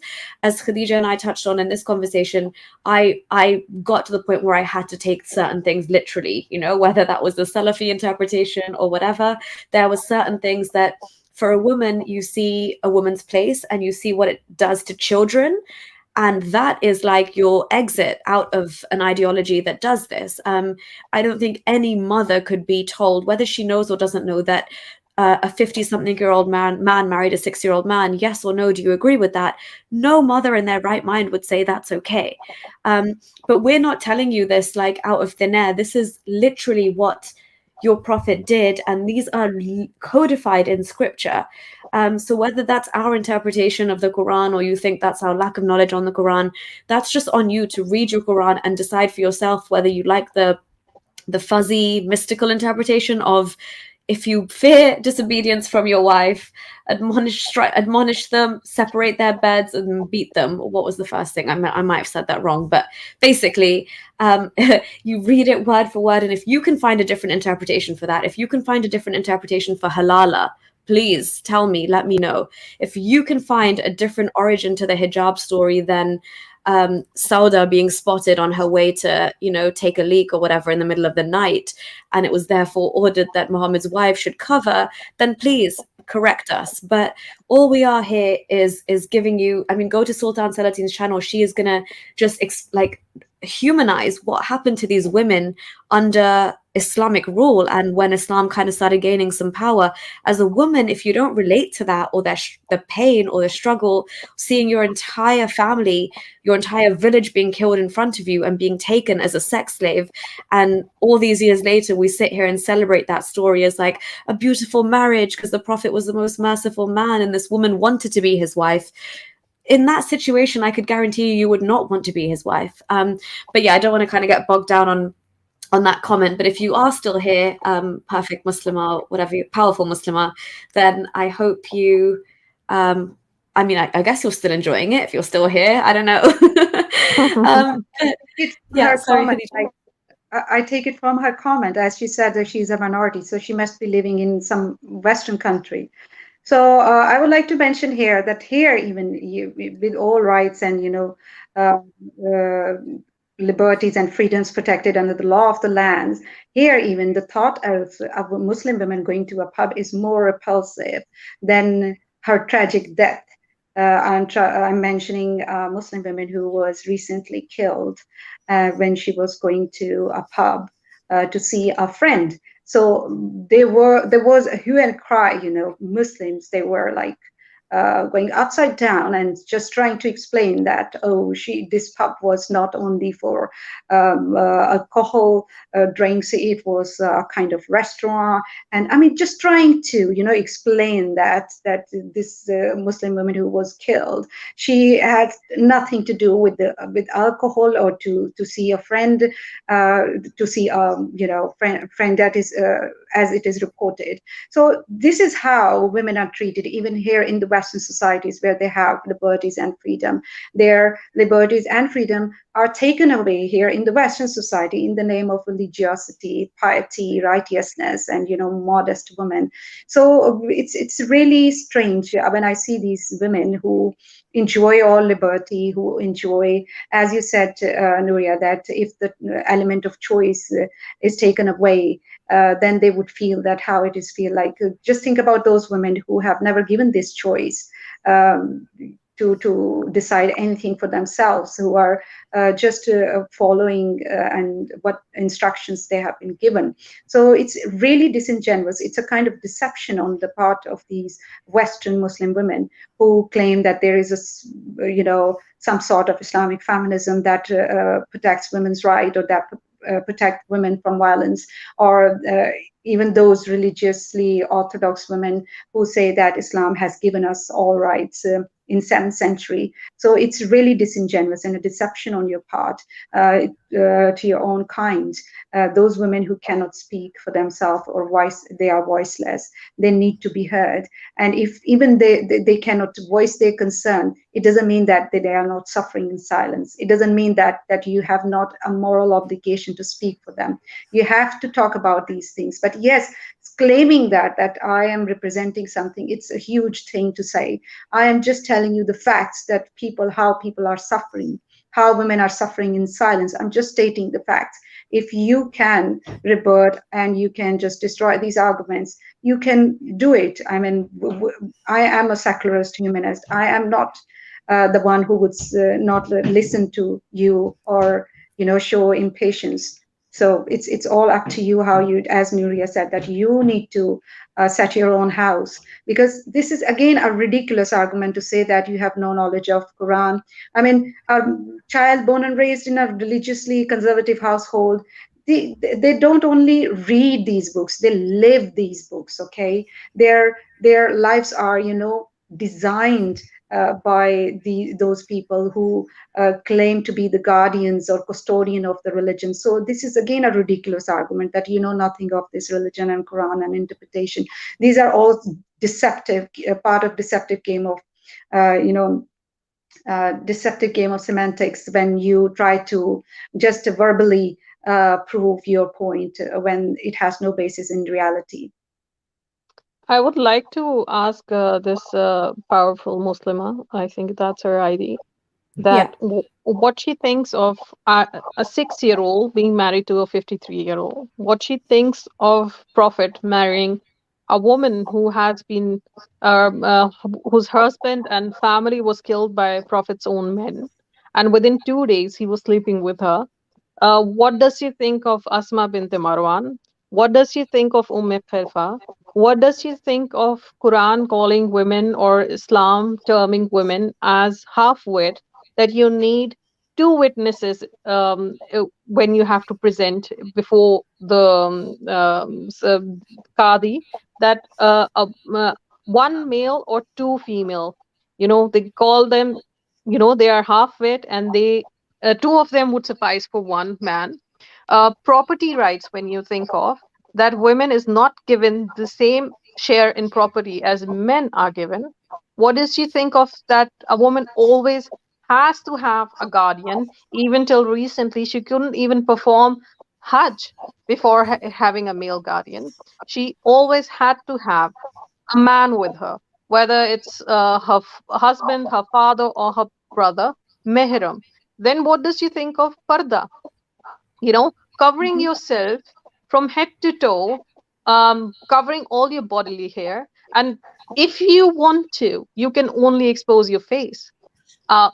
Hiding your identity, almost cloaking your individuality, that you all should look same, and the only time that you can dress up and look good or smell good, for that instance, is for your husband, having no consent whatsoever after marriage, that your husband can do whatever with you whenever he wants to, whether you give consent or not. And if a woman is raped, according to Sharia, her own Sharia, that she has to present for men as witness to prove that she has been raped. Otherwise, she will be charged for adultery. I mean, listening to all this, if you still think that we are saying something wrong, then please do go and look up what the religion says about these things. I mean, I have nothing else to say to her. Well, Sultan Saladin, I think she has something to say to you. But by the way, we don't even know if this is a she. It could be like a Dawa guy behind this account. We have Oh, no yeah. idea. But okay, this is the last thing, and then we'll move on to. It's definitely a guy because look at this comment. Women lie all the time. It's definitely that. We're also stupid and deficient in intellect, and in hell.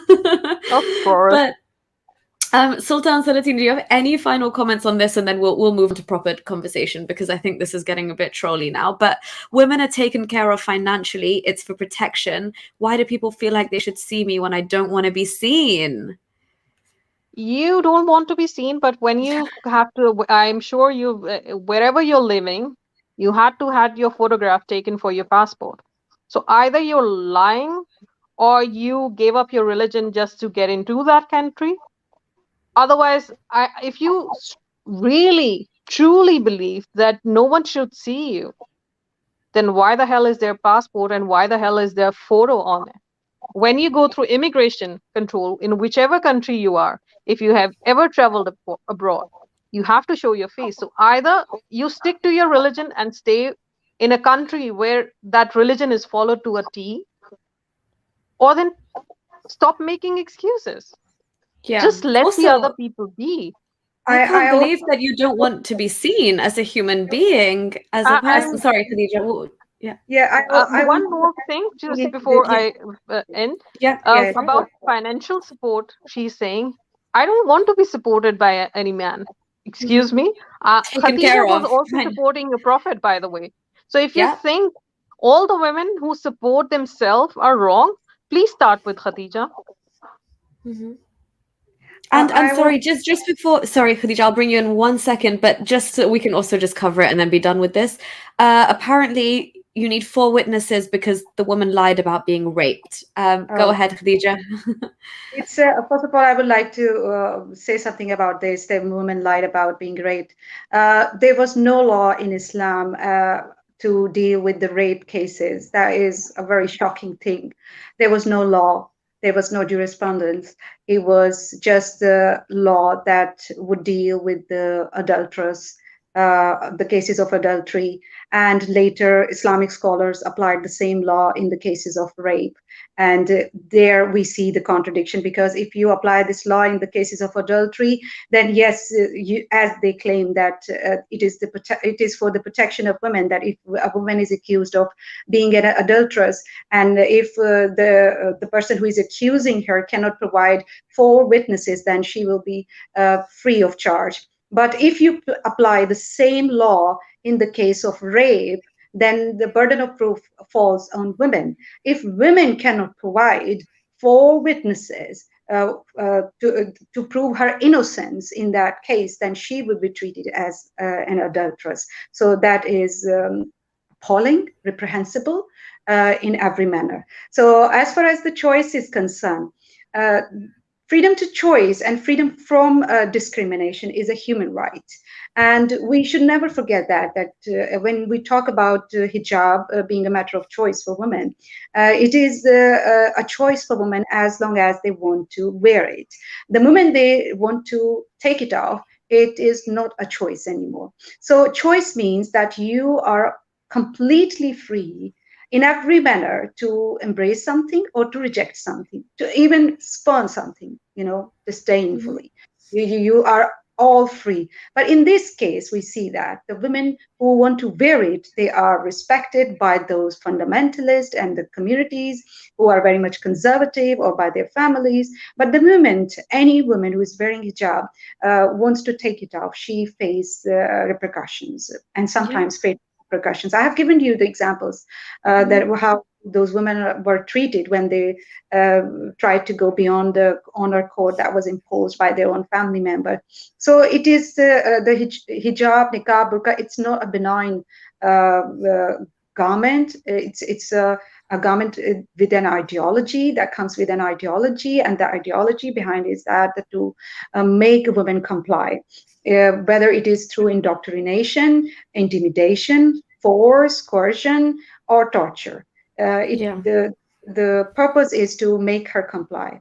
So it is not a choice unless a woman is free to reject it, equally free to reject it. Until then, it remains, a symbol of women's oppression. It can never be. And I think this comment sums it up really well, because it's not about you wanting to be seen or unseen. It's about giving every single, exactly the wording of this comment is beautiful. It's affording every human the choice to decide to cover or not cover is what we're going for. So you can do whatever you want, but you should not be imposing that on anybody else. But that's exactly what your religion and dogma requires. Anyway, it's really, really tempting to keep engaging with you, because you also said that Khadija was a powerful businessman, but the men went out and did her work for her, as if that's like I would like great. to comment on that. Yeah, go for it. Go for it. None of the men that you would find working for her were her mahram. At least you found before Islam, there were women who were into business and they had an individuality. They were economically stable. What female character do you find post-Islam that was as strong as Khadija?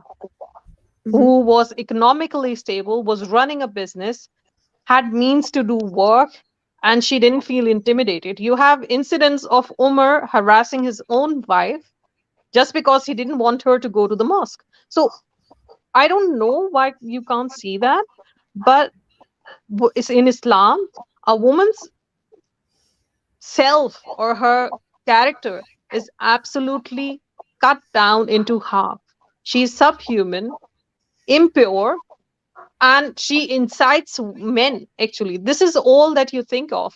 It's your fault when you're outside not covering yourself if a man jumps on you. So think of it from that perspective. And I don't understand the argument and the debate that she's trying to, or he's trying to put out, and not understanding what we are trying to say here. It's just whataboutery that they mainly do. Yeah, that's true. Yeah, true. Okay, so we're going to move on from the powerful Muslimana. Oh my God, look, we need to. I need to stop clicking on these because they're so enticing. Okay, right. I'm going to move on. But yeah, to sum it up as well, I also can't understand how being invisible is empowering. To most people, anyway. So, if possible, I think both of you ladies are very well placed to talk on it. I just want to kind of discuss or get your thoughts rather on the recent Malala getting married incident that caused some controversy, or a lot of people were like, what's going on, because she had initially, I think a couple of years ago maybe, put out the post saying, Yeah. you need nothing, you don't need a piece of paper to define a relationship or a partnership, right? And then she goes ahead and does that herself. So how do you guys see this? Do you see it as she, is a public figure and therefore has a responsibility to kind of stand by what she says and not mislead women? Or is it just a simple thing of she can do whatever the hell she wants, but she's also saying that you don't need a piece of paper to, like mark a marriage necessarily? Well, what are your guys' thoughts on the whole situation and the controversy it's caused? Well, I think she summed it up beautifully when she said that it's her choice, but she meant if you choose not to be tied up in a marriage contract, it's fine. Your relationship is as worthy as that of not signing a paper or being in marriage.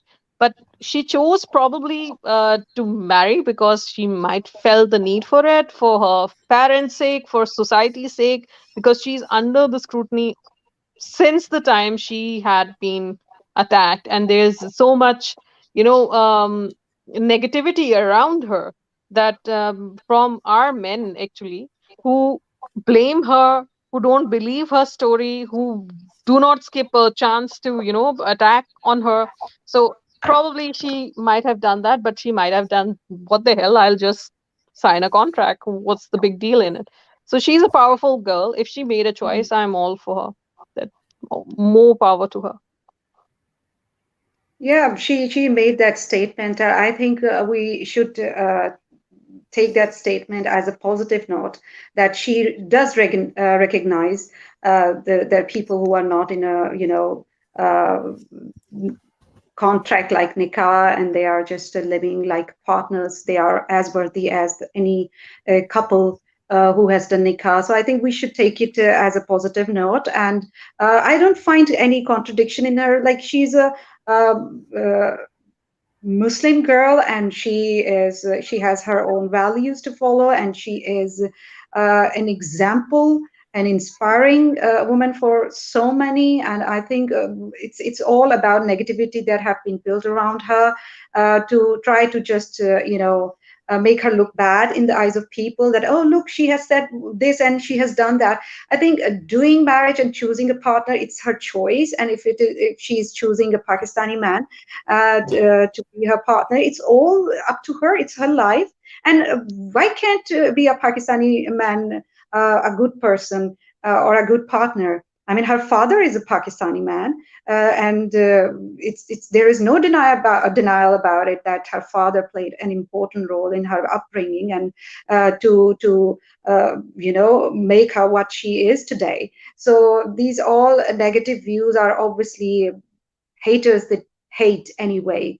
So whatever she would do, whether she wear jeans or whether she wear dupatta or whatever, they are gonna criticize her. But she's an inspiring woman, and I really adore her courage, because what she did, not everyone can do that.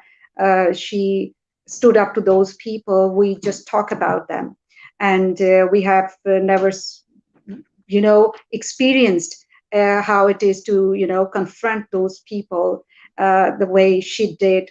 And she didn't leave her cause even after being shot, and after being gone through so many tragedies.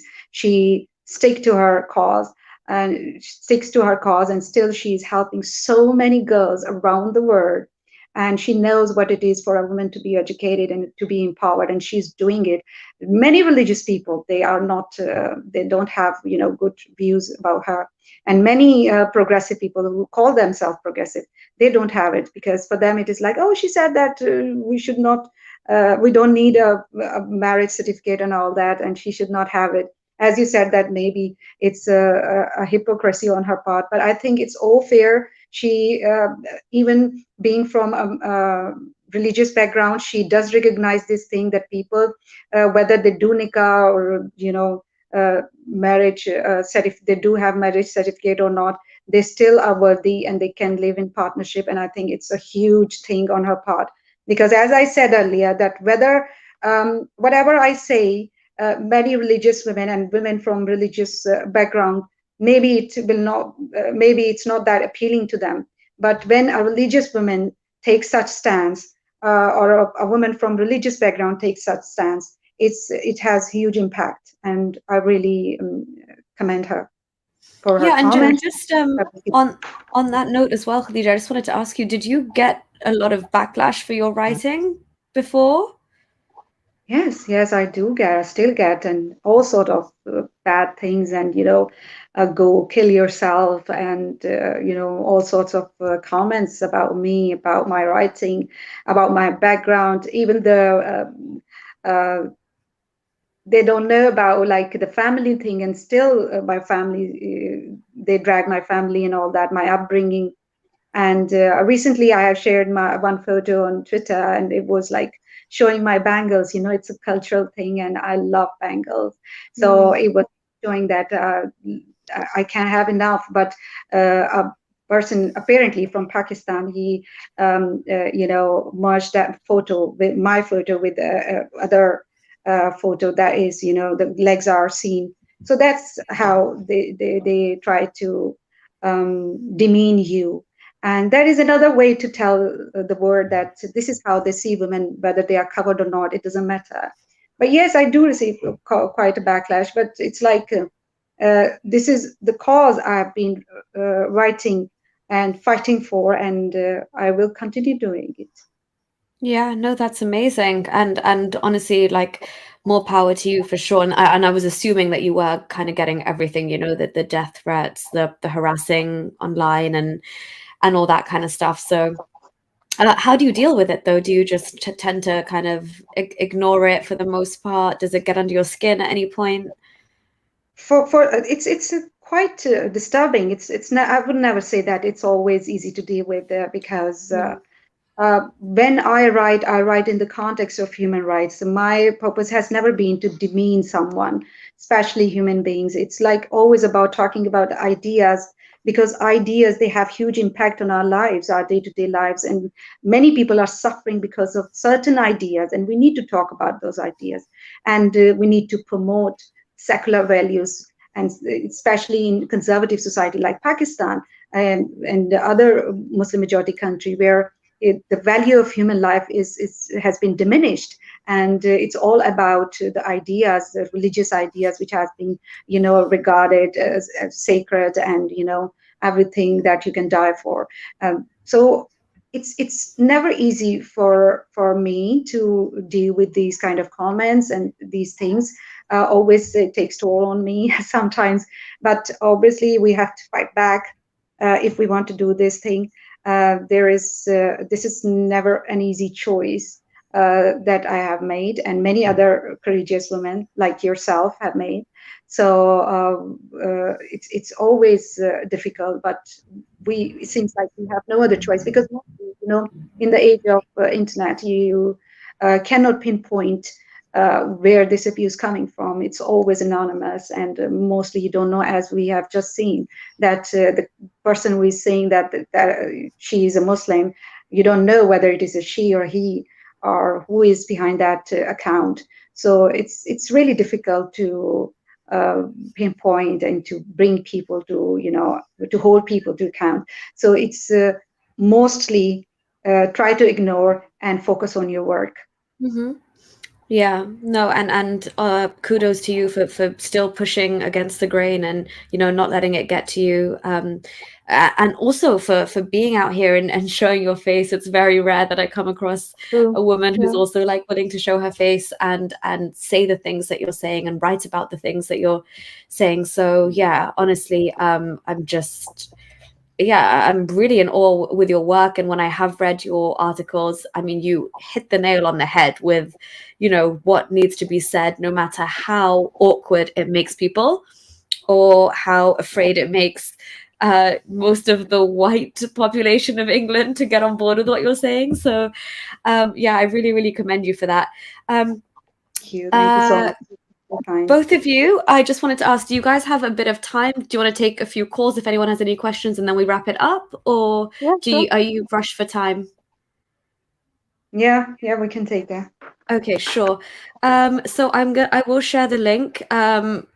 Guys, please keep it respectful because I could just remove you from the stream. But if you have any genuine questions you have like a knowledge bank between Sultan Saladin and Khadija Khan sitting here today.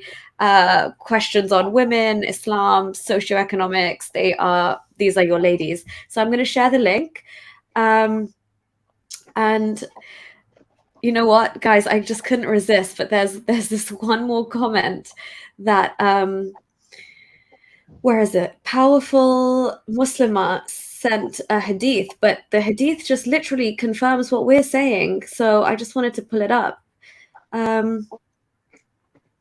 This one. This is used in favor of women's position in Islam.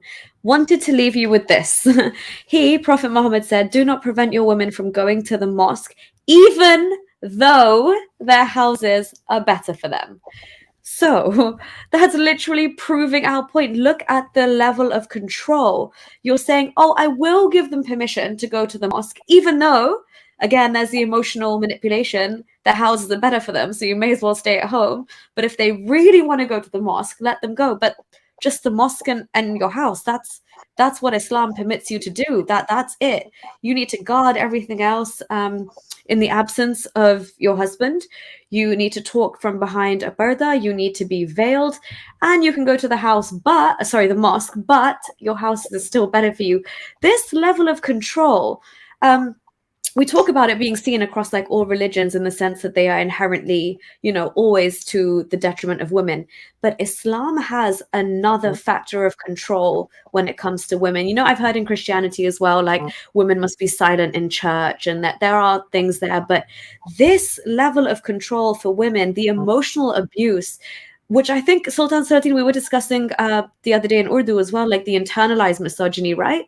I think these sources really contribute to you thinking as a woman yourself that you start to erase yourself slowly anyway from society, if that makes sense. Like you start to fully believe that that's your place, and then you naturally like turn away from trying to get involved in like actual community and society and contribute yourself. You think that your contribution is solely limited to the home and to your husband. I always say that if you try Please go to ahead.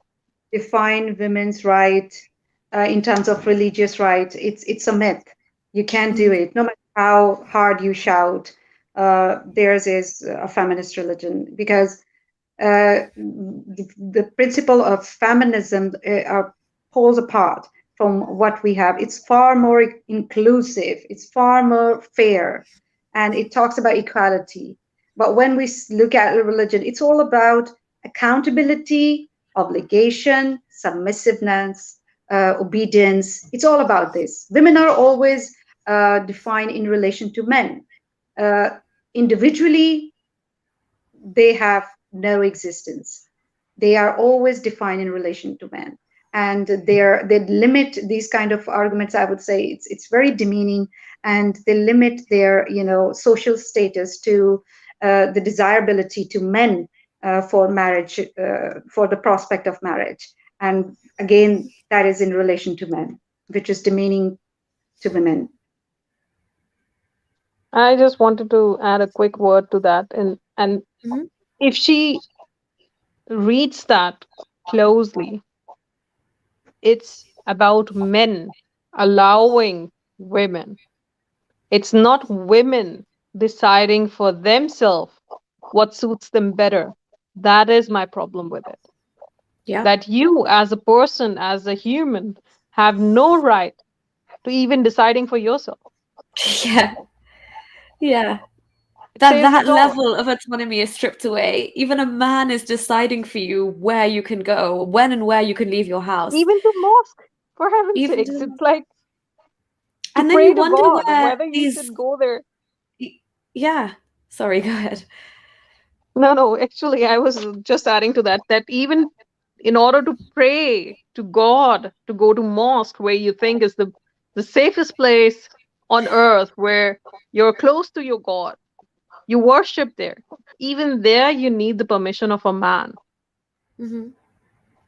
Yeah, This is totally. what Islam does to you. I'm sorry Yeah. to say. Yeah, no, it's true. Honestly, that was like that was the icing on the cake. I don't even need to follow that up with what I was gonna say, to be honest. It's so true.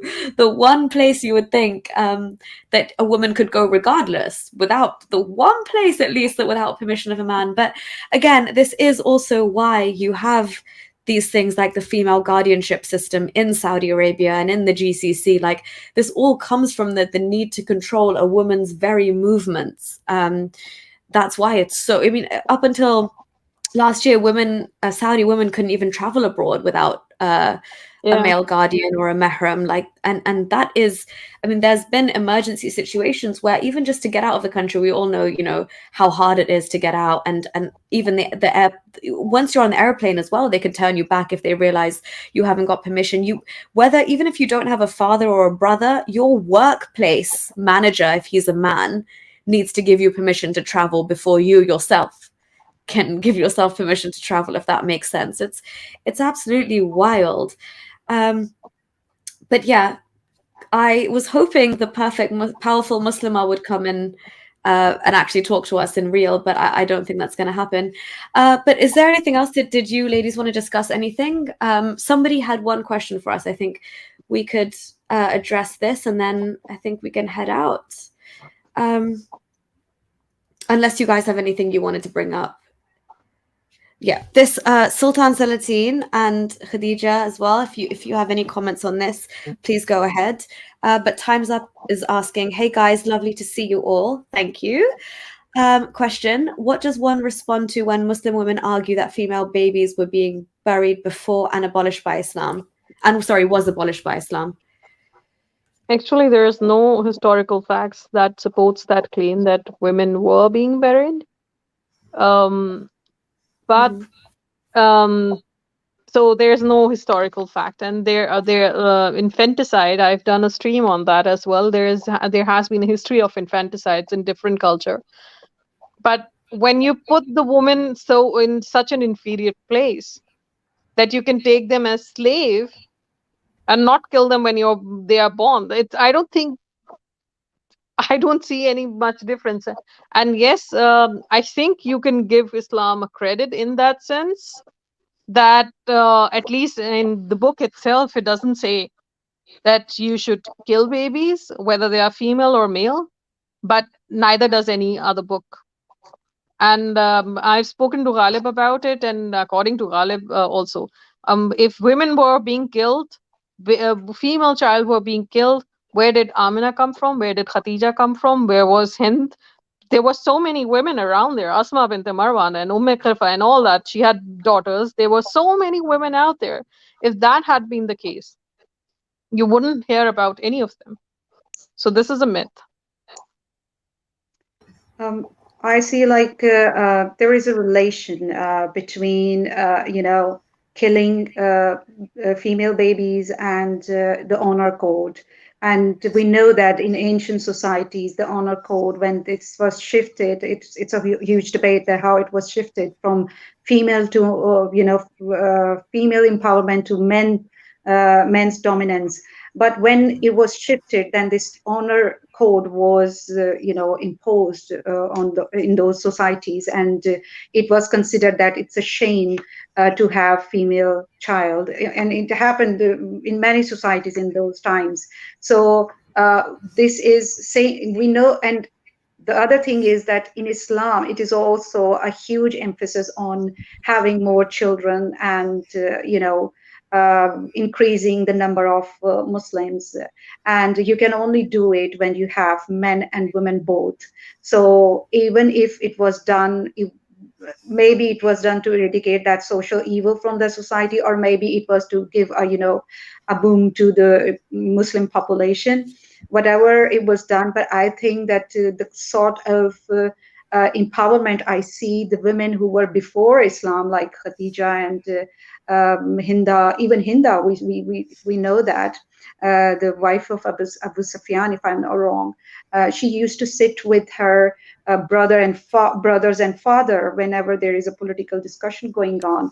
But afterwards, we see that social status was taken away from Muslim women. So I think just to blanketly say that the women have had no authority in social sphere or in political sphere, it's not possible, because that kind of suppressive society cannot have women like Khadija, women like Hinda, and the other powerful women.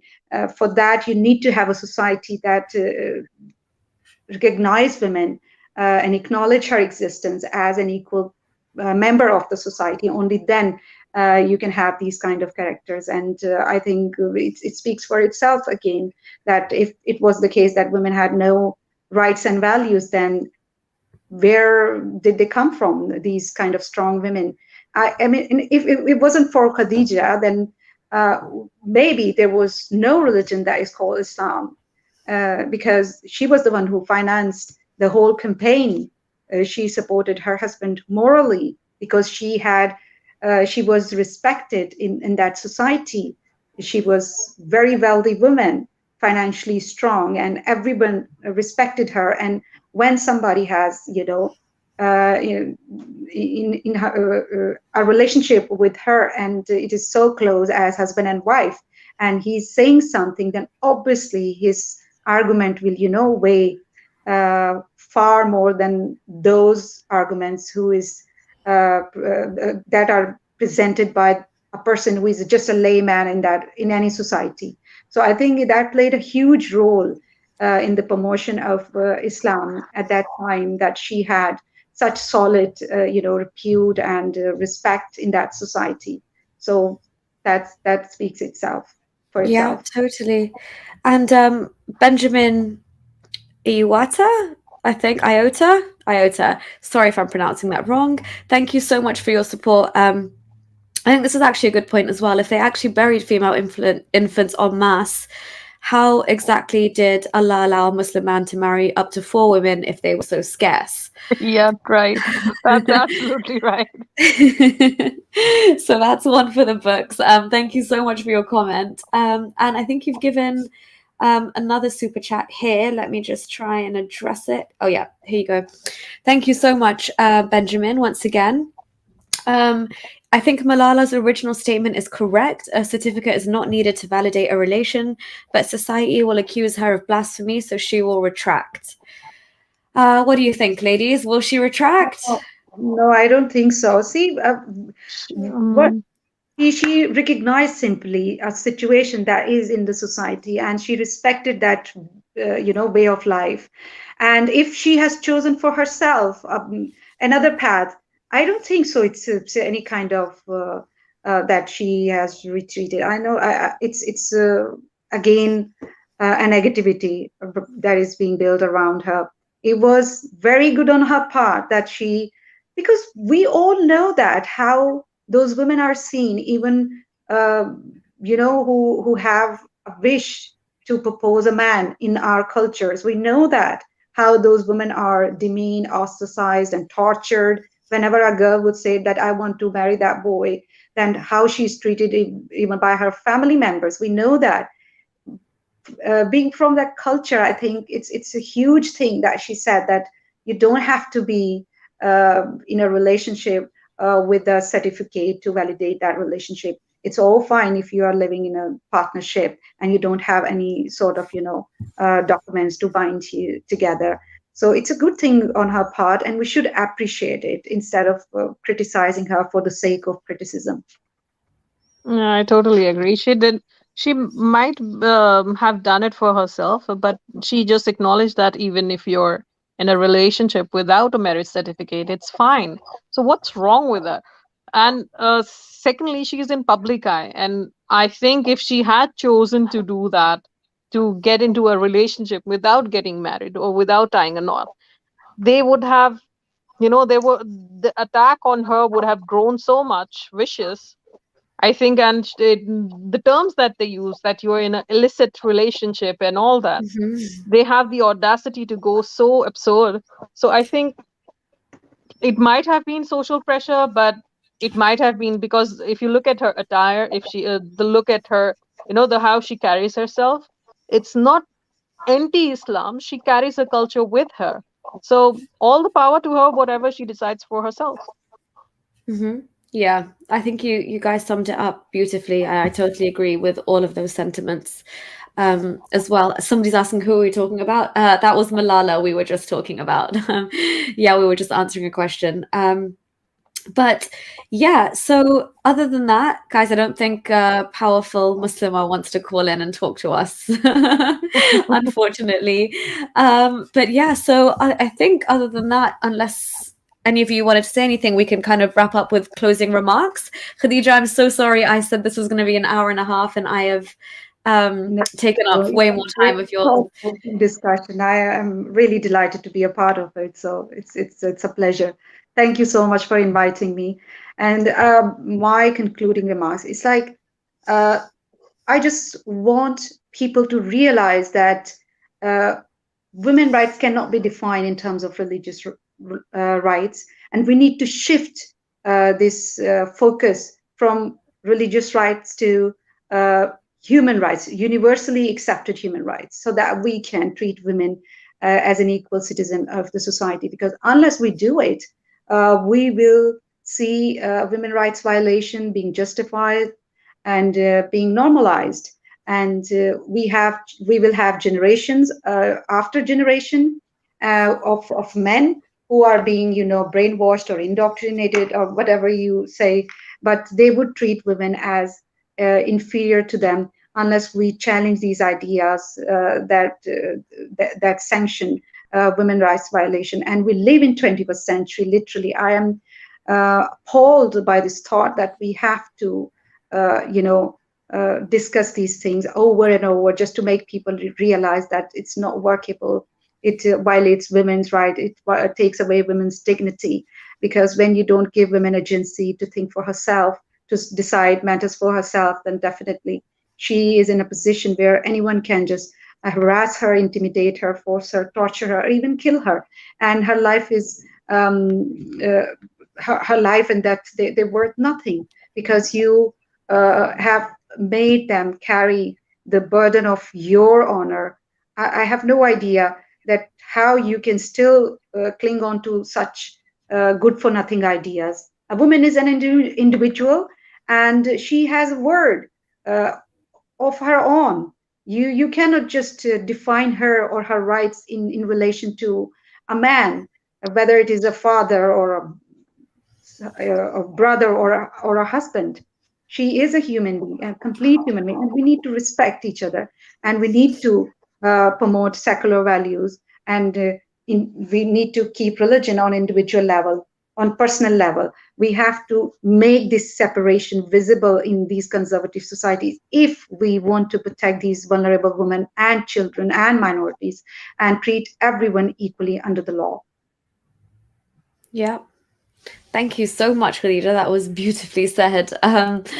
And how, just as before we wrap it up from your end as well, how can people follow you and follow your work and kind of read these amazing articles that you come out with, especially ones that are obviously really contemporary, just this, given the situation of things in society, or the ones that you write on the follow-up of the aftermath of an attack or something. It's just so relevant and the need of the hour. So how can people follow you and keep up to date with your work? Yeah, they can follow me on Twitter. It's Khadija Khan under Skr. They can follow me there, and I post my work, my thoughts on the wall, and they are all welcome to discuss. But obviously, I would like to respond to the comments. I would like to get engaged in a discussion, but in a constructive discussion. Uh, Criticism for the sake of criticism brings nothing, brings no change. It's just a wastage of time. You can just spew your hatred against people you may disagree with, but this brings nothing to the discussion, to the table where we have all the crucial issues that concern us all as a society. So if you want to make a difference, you can find me on Twitter, you can read my work, you can comment, you can have a discussion with me. But again, a constructive discussion. Amazing. Yeah, so honestly, if you are interested in, just the current world affairs in terms of like Islamism, minorities, protection, what's happening, definitely follow Khadija on Twitter. She writes some amazing pieces. And thank you so much, Khadija, for being here. Sultan Salatin as well. Would you like any closing remarks? Yeah, first of all, thank you too. It was nice knowing Khadija. I've spoken to her for the first time, and it's really amazing. She has a lot to say, and we have a lot to listen from her and learn from her. I think we should speak in Urdu and on similar topics, Khadija, if you are up for it, because Sultan Salatin and I are planning to go hard in Urdu. Yeah. Yes, sure. That would be awesome. I think the aim of what we are doing is to make it a known fact that how Islam oppresses women, basically, and on so many levels that it becomes so suffocating. I know that for a fact because I've grown up in an Islamic country, and I've seen how it curbs your freedom on so many levels, from going out to what you can do to when you're menstruating, you're not clean and not able to touch certain things, to so many things that you can't wrap your head around it. And it doesn't end there. It is passed on to your next generation. If it's a child and it's a baby and it's a girl, then you're doing the same things to them. So the purpose of this is to end the cycle of abuse to where it is, and to make yourself more aware. If you're a woman or a man, please understand what we are trying to say. These women are awesome, and they are putting their lives actually at risk, showing their faces and answering your questions, no matter how absurd sometimes, I'm sorry to say, they are making an effort. So please be polite, try and understand. If you have genuine questions, ask them. They are available on Twitter, they are here on YouTube, they are on other social media platforms, they go on different channels as well. So be polite, be respectful. If you truly believe your religion is the religion of peace, the least you can do is be respectful. Because I've seen a lot of hatred. If you have known Haris, have you seen that video, Nuria, where he is attacked, his family has been dragged into it, and I mean, appalling. How do you claim that this is a religion of peace and it respects everyone, and it offers harmony to non-Muslims and all that, when you don't actually practice that in real life? So whatever your beliefs are, be respectful. That is all. Yeah, I completely agree. Thank you so much again. That was beautifully put as well. And I hope this stream again did shed some light on, just having another woman's perspective, and then us just having a kind of normal discussion where we are reiterating the fact that in these Muslim countries, we need some kind of reformation. We need some kind of secularism. We need women to understand that religion is not going to safeguard you and your rights in the 21st century. So claiming to stick by your religion and claiming to be a feminist in the same breath just won't work. And the sooner that you confront your own source material and you realize that, the better. And as Sultan Salatin and Khadija both beautifully said, respectful engagement, conversation, we're all here for it. The bastions of the movement, I think the guys are a lot more confrontational. I mean, Sultan Salatin, you'll know, Haris and Ghalib are a lot more like, yeah, call in, we're going to debate you. We just like to talk and like spill facts and our views on it. But But it still, happens that... I don't understand that it's a debate. You come, you argue, there's a debate. But to actually ask someone to harm those people just because you don't, conform to their ideologies or they don't to yours. Mm-hmm. And again, like That you is said, going too what's happening far. with Harris, targeting Yeah. family and trying to dox people.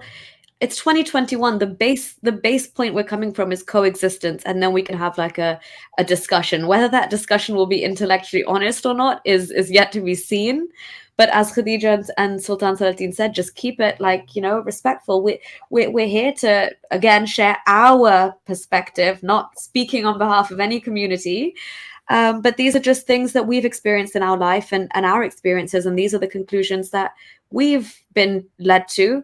And here we are sharing them. You can take them for how you will. But, we can sleep at night because we have things to back up what we're saying. But yeah, I hope if anybody was, listening and, you benefit from this in some way, shape or form. And please do check out Sultan Salatin's YouTube channel. I'm going to pin it in the description as soon as we go off air. So yeah, she also does videos in English and Urdu. So especially if you're bilingual, check it out because there's such a diverse array of content there. And follow Khadija on Twitter. And other than that, thank you everybody for tuning in. Thank you so much for your support and all the love in the comment section, all the banter, all the questions. It was amazing. But yeah, until next time, see you guys. Thank you, Khadija and Sultan Salatin. Thank you. Bye-bye. Bye guys. Bye. Bye.